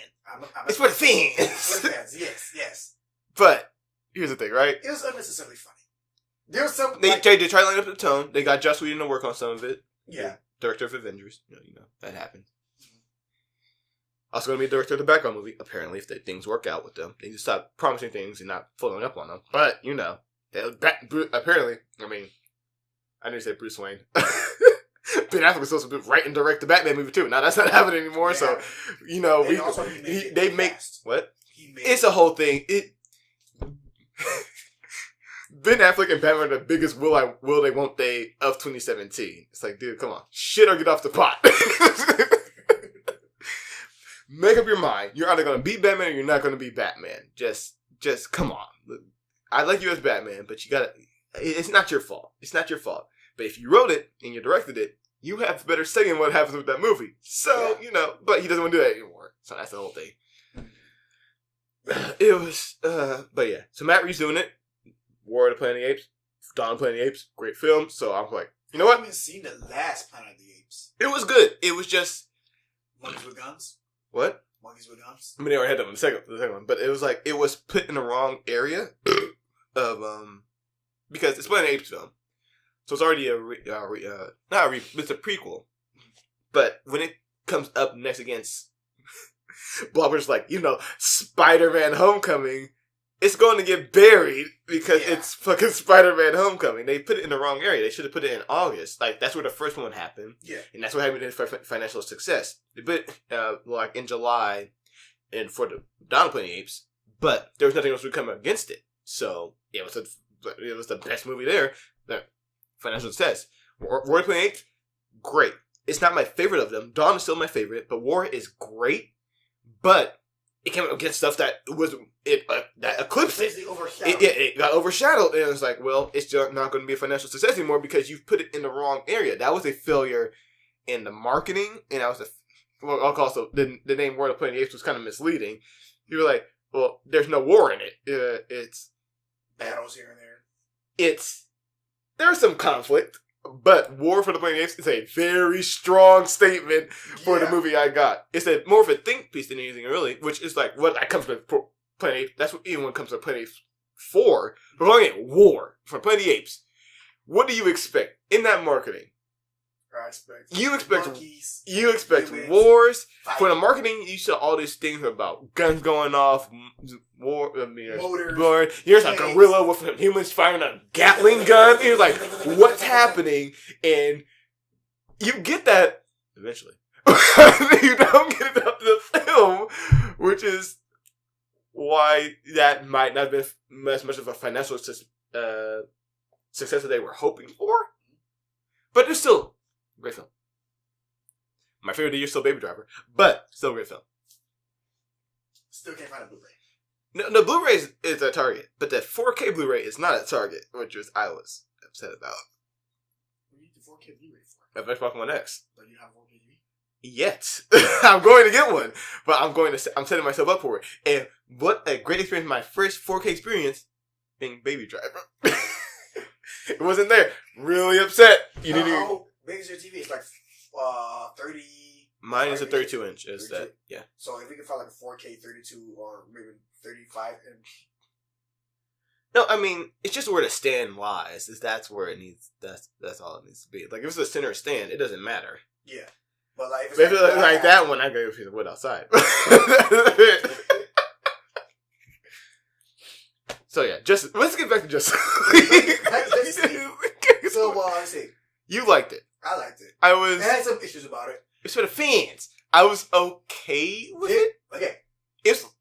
Okay. Let me start off with some faults that I didn't like. Yeah. So. One of the bigger things. Let me get this out the way. Spoilers for those who haven't seen it. Spoiler cast for 2017, apparently. When they're fighting Steppenwolf for the first time in the whole little area where he has like hostages, the Flash is going around. He's returning Wonder Woman's sword back to her. Yeah. And he trips on the wall, and as he's tripping, Batman, Deus Ex Machina saves his ass. No, that's the last scene. He doesn't trip during that when he pushes it. He trips when Batman saves him is when they're fighting Simple for the second time. The second time or was it? Yeah, the second time because sure? because I leaned over to Steve and Steven leaned over to me and was like, no. Yeah, he's like because even when he's tripping, it was established in the movie. It was a big thing that Superman, spoiler, he's in the movie, that could see him move. Yeah. That's why it was like. Oh yeah, that scene too. That was one of my favorite scenes. Like it was like Superman can see him. It was like, oh my god, you can do it. And then when Batman does that, it was like, what? What? That's what made that more of a disconnect from me and Steven. Was like, wait, that doesn't make sense. It does not make sense. Yeah. So. But yeah, that scene itself with Flash vs Superman. I love that scene so much. Like he's fighting, like it's all still. He's moving around, being all slow. And you just see him. Superman just. What's up? Wait, I want to see what that looks like from everyone else's perspective. Like Superman just. What the happened? I mean, the sheer fear that the Flash must have had when he realized, like, oh, you saw he crashed. He's like, oh shit! It was the whole thing, and there's a lot of. It's much lighter than the movie that we got with Batman v Superman. It's like I have a feeling that DC and Warner Bros. Is course correcting in a way they don't need to course correct. It's like it's the tone is the problem. Yeah, the tone is not the problem. Also, Batman, you can have a dark movie. Batman being funny. Yeah, Batman is never actively. Thank you. He's not actively funny. Another problem. It was like, listen. What's the problem? Wait. No. I mean, I understand it if it was said in like a just straight way, but he said it like it was a joke. I was like, no. Because the thing is, if he had said it, not looking at him just for I'm rich and just kept going, would have been great. It would have been great. I'm rich. A little smirk. It's like, stop! No, because the way how Batman works, how he's always worked, people joke with Batman and jokes just bounce off of him. Yeah, and he's the straight man. Straight face. Which makes it funny. That's what you need in comedy. You need a straight man who is like, this situation is happening around me, and I don't accept it. So I'm just going to keep going my way. Like, while everything else joke. That's what makes the joke funny. Let's say, like Batman and Robin, they're fighting Clayface, and they somehow freeze Clayface, and they break him, and he crumbles around or whatnot. His plans fell apart, and Batman's just like there. And it doesn't. That's what makes it funny. It's a corny joke, but it makes it funny because Batman does not react. That's the thing. And then, but here's the thing. There's those rare moments where he does react, and then that's where everyone flips their shit like, what? Batman is never actively funny, and that's what I had a problem with that. Yeah, that was a. He had it like maybe okay. There's a whole I'm rich, and then like in a bat suit. All right, I can dig it. Oh, I see you.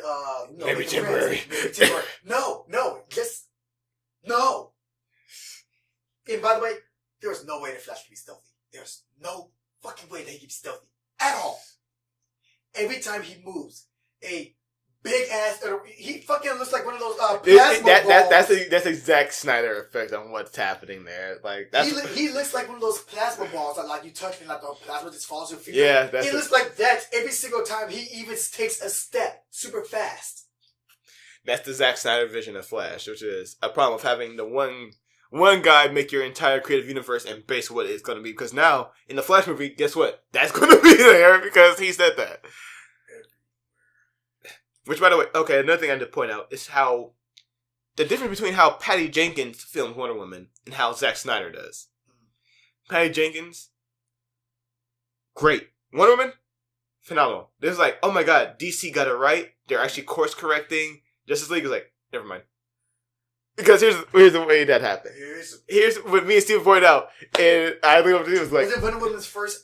No, it was like there's a scene where I was like, me and Steve were like.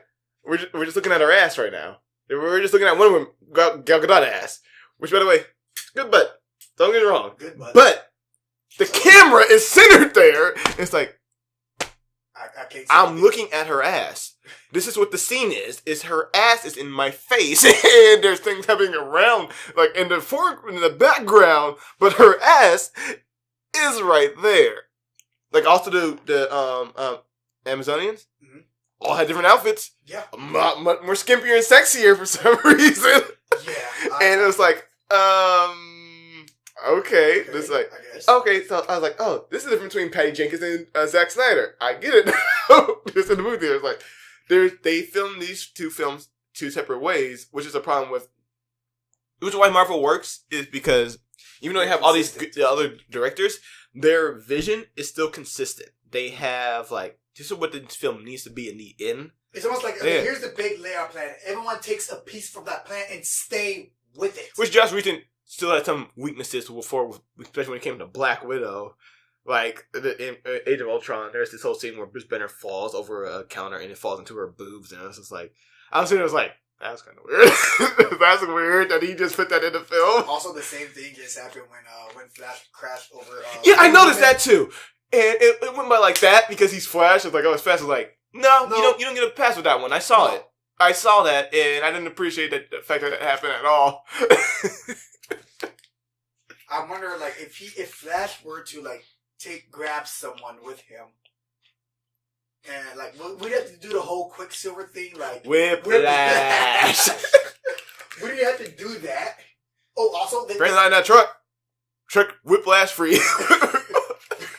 Just hang on. All those people that say whiplash free apparently. And then like you see Flash doing this thing, and then you just see Superman just carrying an entire building. I'm like, that's not structurally sound at all. That building would be falling apart. That building would be falling apart. I don't care how strong you are. That building would not be able to sustain that journey. It would not. Also, why are all those people in that building? Were they all trying to run? No, I think they just said fuck it. It was funny, yes, but funny. It didn't make sense. That's the whole thing about Justice League being a little bit more funny than I wanted it to be, or what it needed to be. In the very end, when Cyborg and Superman were trying to separate the mother boxes, and then it blows up, and then they're all good, and then they're laughing, and Cyborg's like, I can't feel my toes. How is that possible? I don't have any toes. And Superman's like, yeah, I'd rather be dead. It's like, that's a really weird thing for someone to say to come back to life. You just came back to life. I'd rather be dead. Like, no. Like 45 minutes ago, came back to life. I'd rather be dead. Alright, that's jarring as dicks. Which also Steve pointed out to me, well, not pointing out to me, it was like something that we all both know. It's like, Superman came back, alright, it was like pushing the easy button. It was like, alright, cool. Yeah. Steppenwolf, no longer a threat. Also, someone else pointed to me that Batman, the one who, takes some time to think about things before doing them, in this universe, like, no, we got a chance. Let's do it. Yeah, immediate. Which it almost seems like there's like he was saying the same line from before, like Batman versus Superman. But in reverse, we need him. We don't need him. We need him now. Like, what? It's like there's even like an inkling of a chance that he could be a threat. And then like there's even an inkling of a chance of bringing him back. It's like he has one line, and it's just like they just put other stuff in that place, and that's all Batman and all the DC stuff now. It's like if there's a 1% chance, like yeah, sure, why not? Whatever you're going to agree with now, Bruce. If there's a 1% chance, we gotta do it, right? Cool, let's do it. Batman is not like that. I mean, first of all, Batman, you don't know how to math right, but I mean, Nightwing is more the one who would to take the chance. Nightwing and who else? The other Robin, Tim Drake. Tim Drake is the one who would take the chance. Like, hey, if there's a chance, we could try to take it. Dick Grayson. Yeah. I was just naming Robin at this point. Which was the one that died? Jason Todd? Jason Todd. Yeah, he took a chance. How'd that work out? Oof. Which apparently is the one in this universe because Robin's dead. Yeah. And also, there was some dude, he wanted to audition for a Robin in the DC universe. He did like a whole little skit and a whole little demo reel for them. And this guy, he's the same dude who did like some Nightwing stuff on YouTube before. Like the Night. But I can't remember his name, but I used to watch the stuff from like a long time ago. Was those Nightwing fights? Yeah. Oh, I didn't know what you're talking about. Let me look at it. Yeah, he's done a whole bunch of those. It was him versus Deathstroke. He does a good job. He's a good Nightwing. And it was him versus Red Hood, too. That was also just as good. But this guy, he's going to be, he's going to play as Nightwing in the, I think it's supposed to be a series or a movie, Titans. It was supposed to be like Teen Titans. Yeah, I've heard about that too, that Titans thing. It's like, it's live action, right? Yeah. Is it TV? Or is it going to be web? I hope it's web. I hope it's TV. How so? Because at least when we're seeing to get their shit right when it comes to TV. Mm-hmm. Flash is good. Arrow is good. Legends of Tomorrow, I mean, I shit on that show when I first saw the show. I was like, this looks like shit. It was good. And I was like, wow, I didn't expect that at all. Supergirl, I mean, that was not them. That was originally CBS, and they kind of, after season 2, they kind of like, all right, here's our ship. Just turn this direction. And it's like, all right, cool. This is kind of getting better. It's still like, but they still have that same architecture. So it's like, the foundation's weak, but at least moving in a correct direction with it. So it's like, that's cool. They can get TV down, but it seems like they can't get movies. At least when it comes to... Who's writing it? I'm sorry, my ears have popped for the last 5 minutes. I've been trying to do something over here. It's just killing me. It's okay, mate. Ugh. But yeah, that was a whole thing. But yeah, TV they continue to get down. Movies, not so much. I don't expect. I just hope it's weird because I want it to be like more available to other people because like people. Oh, you know what other idiotic move Warner Brothers didn't do? They didn't lock down Patty Jenkins for the Wonder Woman sequel. Patty Jenkins? Yeah, the director. Oh, geez. They had her contract for one movie, and that was it. So they had to renegotiate when she was going to come back or not. And guess who what the ball was in whose court then? It was hers. It was like, oh, people actually like, my film's a financial success. It made as much as Batman Superman without all the spectacle. Cool. I want this, and this, and it's like, yeah, sure. You know what? They should give her control of the universe too. Have her be the Kevin Feige of the DC because she knows how to do it. Apparently, Zack Snyder? Nah, he's not it. No. I like Man of Steel. But it seemed like he folded too much when it came to criticism with Man of Steel. It's like the tone was not the problem with that movie. The problem with that movie was that it was so new that people didn't understand. Mm-hmm. It was too ahead of its time. Like Superman killing someone. It was so glossed over by that last fucking joke they had in there too. By the way, just like Superman just smacked on an American satellite. It's like an American drone. It's like that's a $50,000 drone. It's like it was. It was like. You just killed someone. You should not be joking about them trying to find you. Yeah. I mean, that was the whole thing. But honestly, I get where Superman was coming from in that film. It's like, so I was like, hey, you destroyed my purpose because you destroyed any hope of Krypton coming back. So now, I'm going to kill everyone on this planet. And there's nothing you can do to stop me. Well, there is one thing. And it's like, well, he had no choice. It was like the guy was about to kill a family right there in front of him. It's like, what do you do? Laser eyes. It's like, you put your arm through it? No, because it's gonna melt through your arm. Well, no, necessarily, because like freeze breath. But I mean, he didn't have that until Justice League.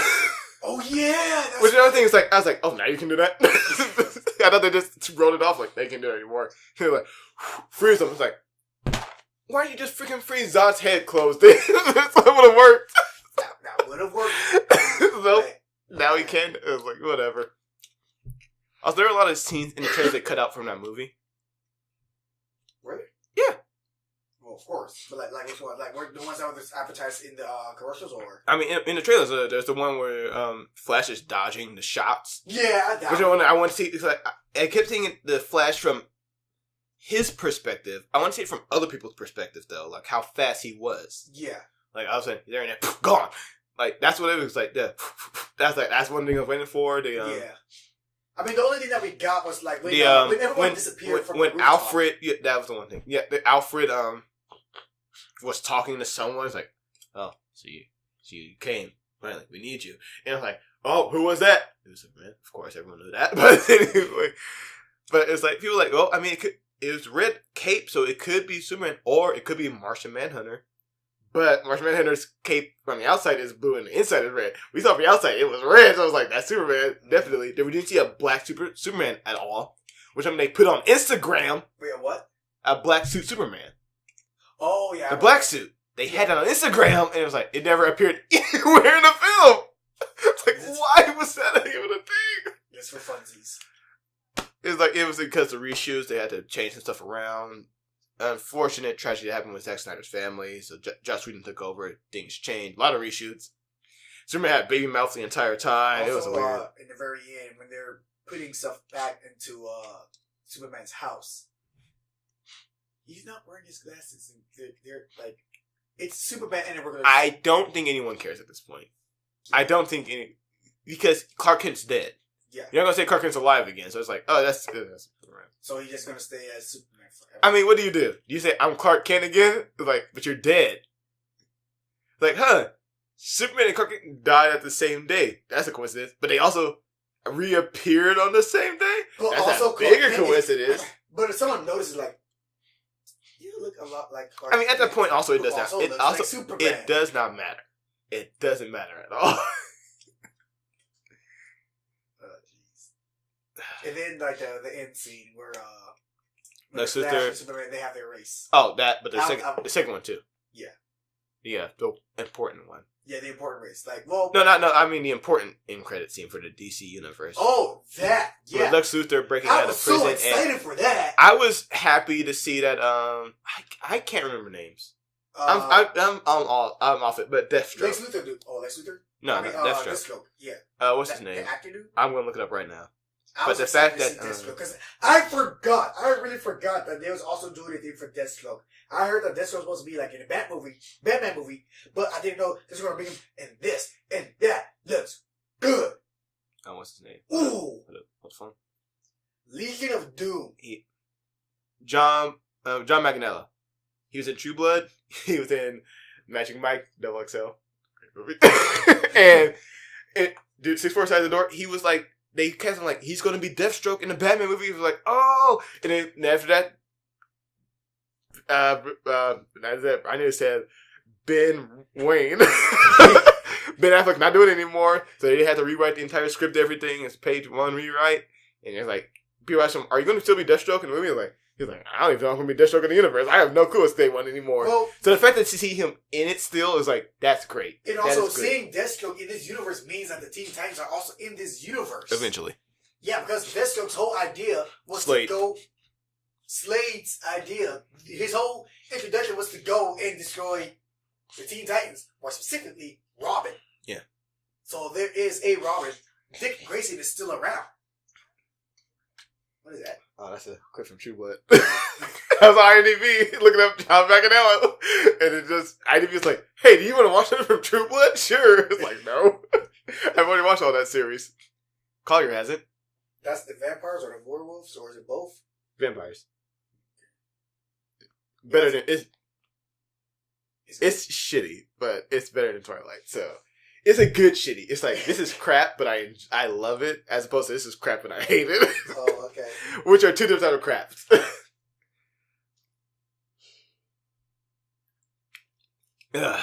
So what's next? I think we just about covered everything for this quarter of the year for like what's been going on with gaming. So what are you going to do for a reaction series, Collier? We're going to do one of those. Reaction series. Okay, so we need to do Game of Thrones because you need to catch up before. We also need to do Harry Potter too. Well, I want to do Harry Potter because Harry Potter. Oh, you want to do Harry Potter now? Yeah, because. Alright, cool. I tried that and you were like not having it at all like a year ago. I'm not bitter. No, I think that was earlier this year. No, it was a year ago. It was when we were back at Stevens. No, it was back at Stevens' house. Yeah, this year in March. Yeah. Because I left for annual tour.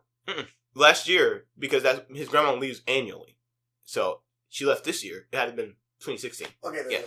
So that was back then because me, you, Steven, and Ian were there. Us trying to do that drunk, not the best. Not the best things, dude. Nope. Especially Ian. Ian was like, shut up! Because we're trying to watch a movie. We're talking about the movie, but let's talk about other things in it. Which is kind of a weird thing to say in the video, but it's like, it's weird trying to do a commentary with someone who has not watched the film before. Like, a rewatch on it, I understand, so maybe we have to do a different way of that. Mm-hmm. But, yeah, that was not, what we tried then was not the way to do it, so maybe something else. And honestly, I understand where you're coming from, too, with like, the first two to me are, they're kind of, they're really kiddie. They're very kiddie. They're kind of boring kids in parts too. It's like because it's a lot of world building. It's like here's the world is. It's and also a problem with adaptation. It's like people are like it has to be like the book, and they made it like a lot like the book, and it's like things in book form work better than things in movie form for that reason. And man, this is one of them. Time is left for interpretation. Then when the interpretation is like there, it's nothing like how you thought it was in your head. Yeah. But I gotta say, the Warner Brothers, when they're casting, I don't know how the fuck they figured that out. With Harry, Hermione, and Ron, it was like, those are the characters from the books. They aren't pictured in the book, but if you were to read the books and hear the description of them, there's like, those are the characters, and they just happen to get those kid characters, and they happen to grow into those adult characters, and they were the exact same way. It's like, how did this happen? It worked. Like, you had magic on your side, sir. That was how that happened there. But yeah, Justice League was this one time I say it's for the fans but in a non-ironic way.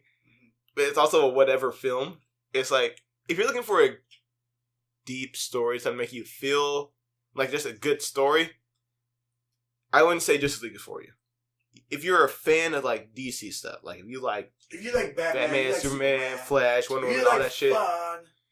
You should watch Justice League. Why not? If you're going to watch Justice League, if you like that stuff, go ahead. If you're going to watch it and you don't like that, it's too late to say it anyway. Also, Cyborg, a little bit way more advanced than I thought that he should be. Also, yeah, his technology is his plot, not so much. Almost like they should have had, solo films before this group film, so we can understand what was going on with these characters. Yeah. But it's like, we're going to introduce half the group now. It's going to be fine, right? Aquaman literally has a character who floats up to him and starts spouting off exposition to him. So that he understands his plot in the movie. So that we understand it. And it's like, honestly, when people do that, as opposed to if there's a story I don't understand, I accept that more than when people float up out of nowhere and just spout the plot off to the character. Yeah. Which essentially, to me, I'd rather not understand it. I'd rather think about what the mystery is as opposed to, well, it's just laid out in front of me and now I don't care. Because I know the trap for the characters. Yeah. I also it's like, well, thanks for telling me, not showing me movie. That's what that was. Because we need something that's like, it keeps you in the dark as much as the characters in the dark. So that way when the whole reveal happens, you're just as surprised as the characters. It creates a bond. It's like a problem with Attack on Titan. It's like, I knew the stuff way before they did, and they was like, parts when they should have known. Like, I understand when characters don't know stuff, but when there are parts that they should know and it still's not happening, it's like, what the fuck's happening? Come on. Let's speed this up. Like, you walked around this entire wall. We must have missed a hole somewhere. It's like, no, idiots, there's no hole. You should have figured that out by now. I figured it out before you even walked around the wall. I was like, there's no hole. They came from that village. And you walked around the hole. Like, oh, that's important. Like, there's no hole. Nope. We're going until morning to do it again. God damn it. What the fuck? But it's a day. So, got anything else to say? Should we wrap this bad boy up? Yeah, let's wrap it up with this secure. Alright, we're still rolling. Alright, what are we going to be doing for this new year as far as more videos. That's first and foremost. Yeah, I want some reaction series. Gonna try some of those. We can't. I wanted to do a Ruby one, but it was like, here's the thing. We already kind of fought Ruby, so we can't do that. And I'm kicking myself ever since knowing that the reaction series were a thing. It's like, we could have had an Avatar one because you hadn't watched any of it, and I just made you watch all of it. Mm-hmm. It's like, that could have been a thing. You could have watched, like, all, because you, Avatar, that's everything. Let's just go. We could have went to all of it. It's like, that could have been a thing. Can't do it now. It's already done. So, things I enjoy is like, well, we keep, like, luckily, no Game of Thrones for you. So, it's like, you do that one. True Blood is like a kind of thing. I was like, I'm not sure if we want to do True Blood. Arrow and that Flash, because you should probably catch up on DC shows because you like DC shit. Mm-hmm. So yeah, that could be a thing. Well, it's funny how all this stuff is pertaining to me, but I haven't saw. Because I watch a lot of shit. That's why. It's like things like I haven't watched is far and few in between. So yeah, like I haven't watched Westworld, but I heard Westworld isn't that good. So I'm not sure if I want to sit there and not enjoy something on camera. Where as opposed to like Arrow and Flash, I know you'll enjoy it because, like, Collier likes DC shows. And these are the characters from these comics. He's going to like this. And then there was, what else? Gotham. Yeah, that's why I didn't mention that because I heard it's not good, too. So, and I tried the first season and I was like, this is not a thing for me, so I'm not watching it. My mom watched it. And whenever I be playing my game, she would pause it, come grab me, bring me in there like, hey, who's this? What's going on here? This guy just did that. He did that. I'm like, okay, that's... They remember Batman in the first two should not exist yet because Batman's not around. But they do. So there's a thing. Yeah, okay, so let's see. That's James Gordon. But he should exist. That one makes sense. That's young James Gordon when he was just like, a private or whatever, I'm guessing. And then that's the Penguin before he got fat. Yeah. And I don't know why he's dealing short. With that person. And short for some reason. He's tall in this one. For a reason. It was just a whole bunch of stuff that was like not adding up to. Oh, that's a Joker. I know. That's someone doing the Joker impression from the Dark Knight. Heath Ledger Joker. I can see that. Cool. The whole thing about the Joker is like the canon Joker, the definitive Joker origin story is from the Killing Joke. Is it? Yeah. I mean, isn't that just a version of it? By the way, that's Frank Miller, right? Who wrote that Killing Joke? I think so. Frank Miller, great comic writer. My favorite run in Daredevil too. It's phenomenal. We should do what they've been basing the Daredevil series off of. Can't wait for season 3, boy. Oh, speaking of which, Kingpin is going to wreck his shit. He's going to wreck him so hard. It's going to be great. Bring me the file on Matt Murdock one more time. Did you watch all those MCU supercuts? No. Good. Which one? Did you watch any of them? I just watched the ones that you told me. I don't remember what they were. Did you watch the Punisher one? Yeah. Okay. Did you watch Penny and Dime? Yeah. Okay. Yeah. Did you watch the I watched all the ones that came out that you showed me before. Did you watch the Kingpin one? I think so. Oh, then you've watched all of them. No, I'm talking about the ones for Daredevil, not all of them. No. Yeah, all the ones for Daredevil. Yeah, okay. Making sure. That's I was trying to make sure. I was like, we can reaction on those. Never mind, you saw them. Fuck it. Yeah, I saw all the Daredevil ones. Yeah, we sat down and watched all of them. Speaking of Netflix Marvel series. By the way, I was really upset to hear that you watched Rick and Morty. It's like, we could have done that too. You watched all of it. Like, shit. I didn't even watch all of Rick and Morty. I watched all of them. I haven't watched all of season 3 yet. Thank you, by the way. Yeah, Thank you. I kept telling you it's a great show. And you're like, nah, it's fine. It's like, listen, motherfucker. Like, the show's great. The third week in my deployment, or maybe the fourth week, I don't know. I was like, you know what? I hear it in the we have like what's called like a day room or a break room within our dorms. I heard it and like, you know what? I'm going to sit right here. I'm going to watch it with you guys. Like, all right, we're already in the middle. All right, start over. All right, cool. No problem. Because no one's going to not start over Rick and Morty because it's fucking hilarious from the first episode. No one's not going to do that. Yeah. That first episode. I mean, and I keep telling people this, like, Rick and Morty is a show where it's just exactly what you don't expect from it. It starts off at the top, and then it just goes from there. When you think it can't get any higher, it does. Rick stumbles into Morty's room drunk on the first day. Morty, we gotta go. I gotta go. Like, what? It's... God, that show is so great. It's unfiltered Josh Rowland. I can't remember names right now. He's the same guy who wrote Community. Yeah. And Josh Rowland, I believe his name is. Probably not that, but fuck it. And it's just unfiltered. It's so good. And apparently he does, I mean, I think someone on that show, I think he does as well, Gravity Falls. I've never watched the show. Gravity Falls is an okay show. It is...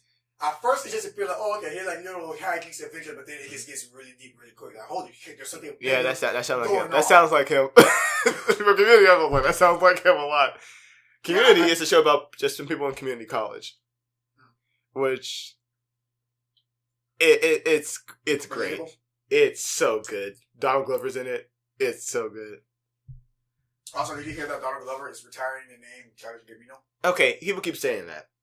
For he's not temporarily. Yeah, it's temporary. Like he did, like he said, I'm not going to be acting, and people are like, oh my god, no, he's not going to act for a while. He's going to focus on something else. Yeah, he's going to focus on writing and music. Like, yeah, I saw the article. Like, okay, so he's just going to temporarily retire the name because he's got all this other stuff that he wants to deal with. Yeah, now, I know he's acting and he's writing and directing Atlanta, which, by the way, phenomenal show. Atlanta is funny as shit. It is so good. You should watch Atlanta. Have you watched it yet?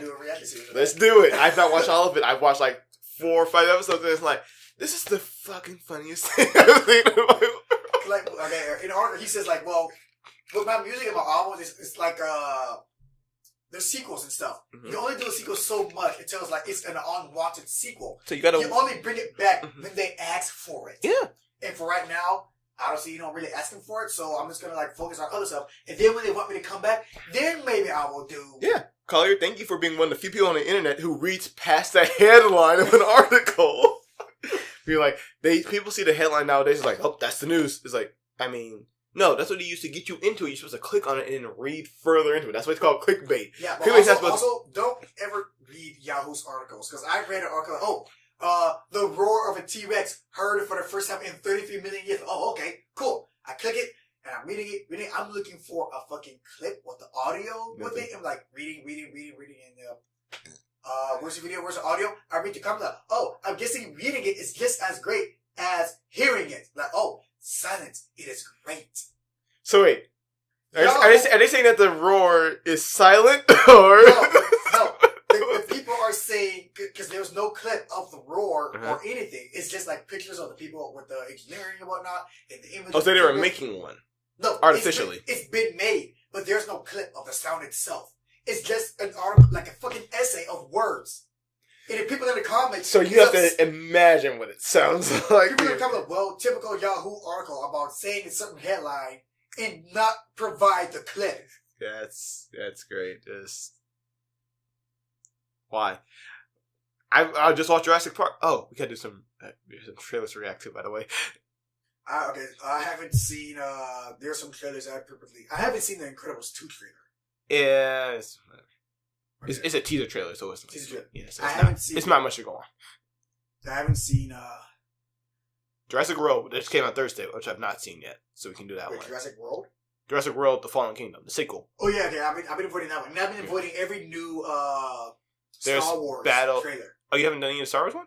No. I mean, it doesn't matter at this point because Star Wars comes out this week. So yeah, those are old ass shit that comes out this Friday. This Friday, I'm working for. Well, I'm off by 3:45. Well, yeah, Target, they called me and they saw how I'm going to be back into the system next week, and they tried to put me on a full 40-hour, full-time schedule for the week. I'm like, okay, I guess.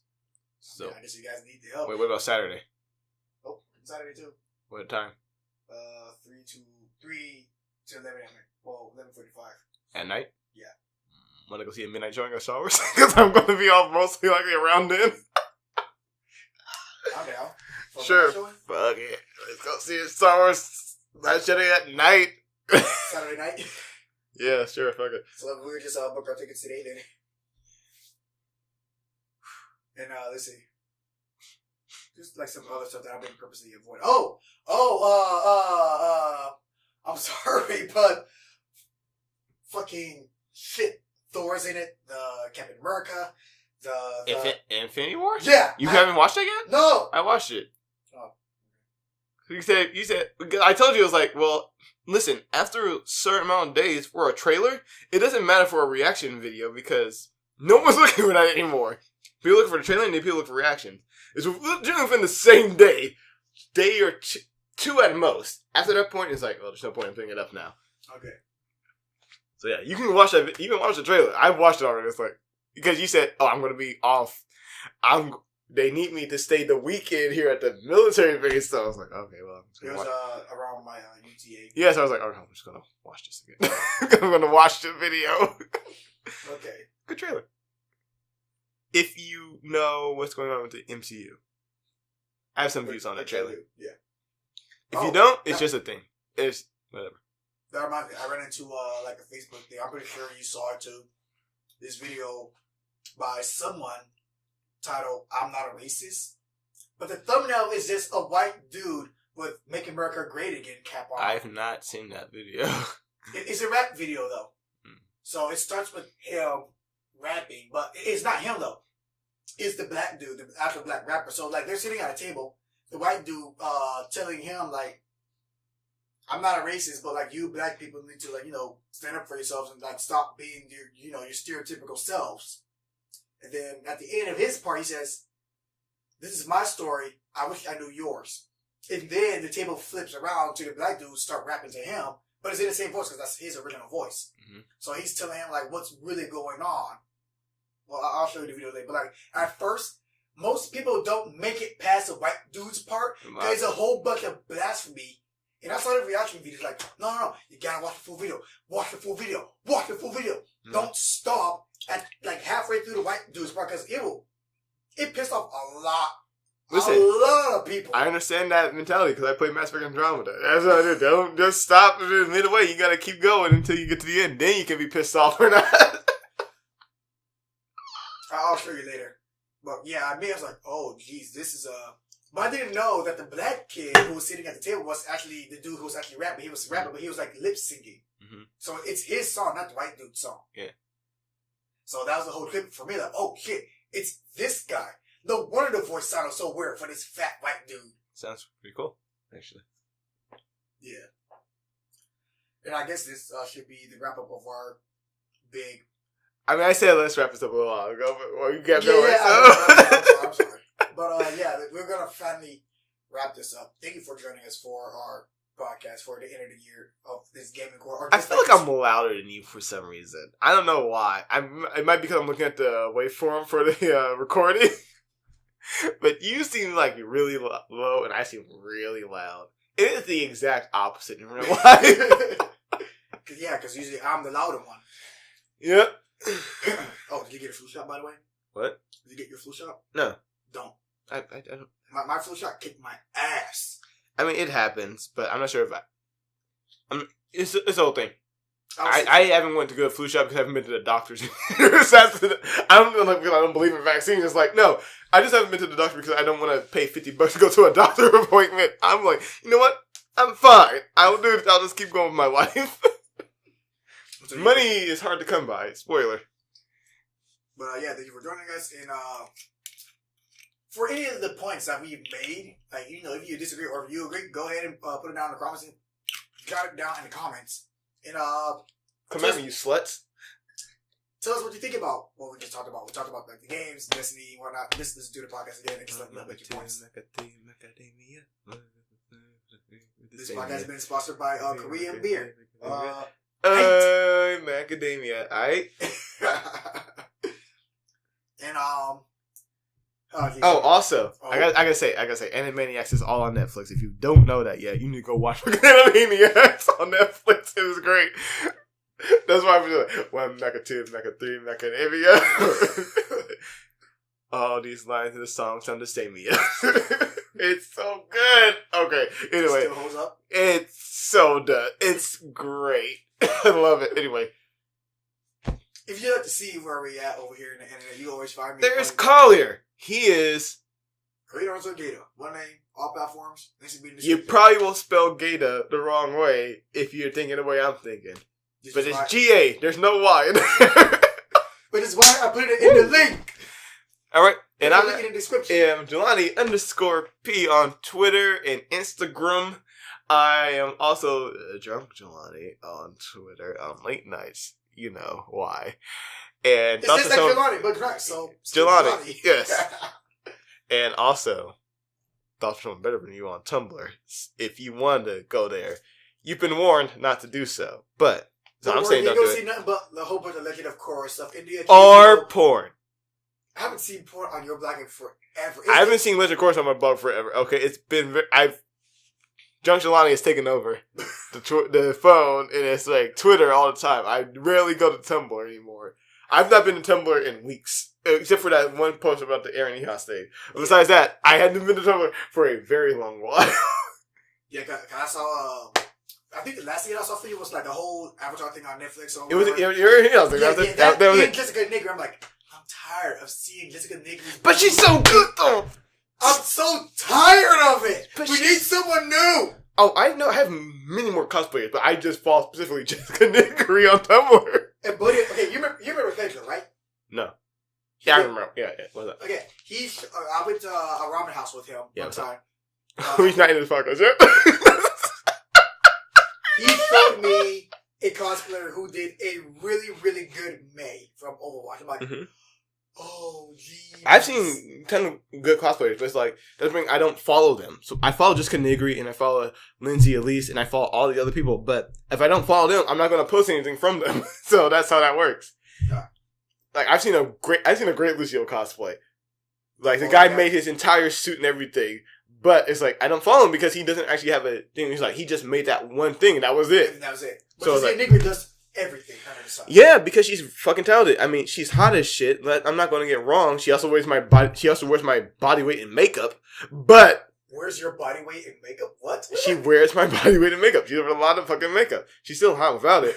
But she's also fucking talented. She's also fucking funny. That's why I follow her. It's like, I don't follow her because of how hot she is. It's an added bonus. She's great. She's an overall good person too. She's great.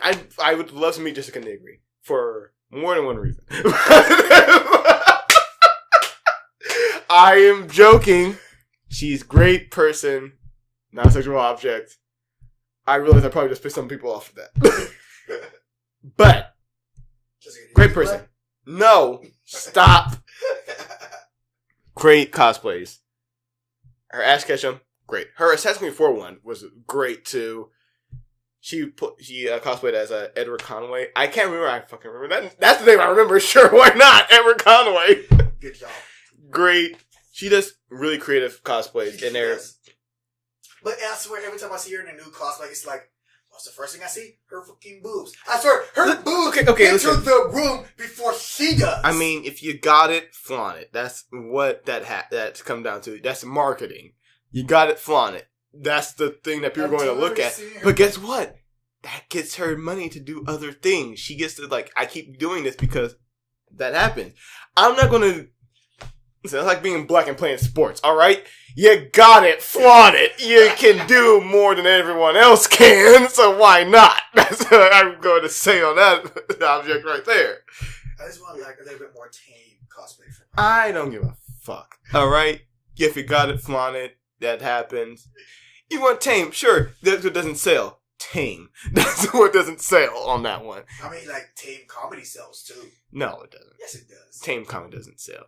What tame comedy is a big success right now? Like, comedy that you find, like, on a cruise ship. Yeah, you haven't named it, though. You're naming a general thing that's just wide out there. I've never been on a cruise ship, so I don't know. Name me something specific that is tame comedy. Any cartoon show. Yeah, okay, any cartoon show. You're not naming anything specific. You're just saying general again. See? That's what I mean. I'm talking about Jessica Nigri. I'm not talking about cosplayers. I'm talking about Jessica Nigri. I'm naming a one person. specific. I'm naming a brand. One person. That's what sells. Okay. There you go. See, that's how that happens right there. All right. Thank you for joining us. We see you guys New Year. We'll see you sometime. I'm not sure when. I'm gonna try to make this monthly though. Sure. And we're just gonna let you know if you'll be around. If I'll be around. Yeah. We'll see you guys on the next post. Chloe's gonna watch Game of Thrones now. All right. Bye, guys. Bye.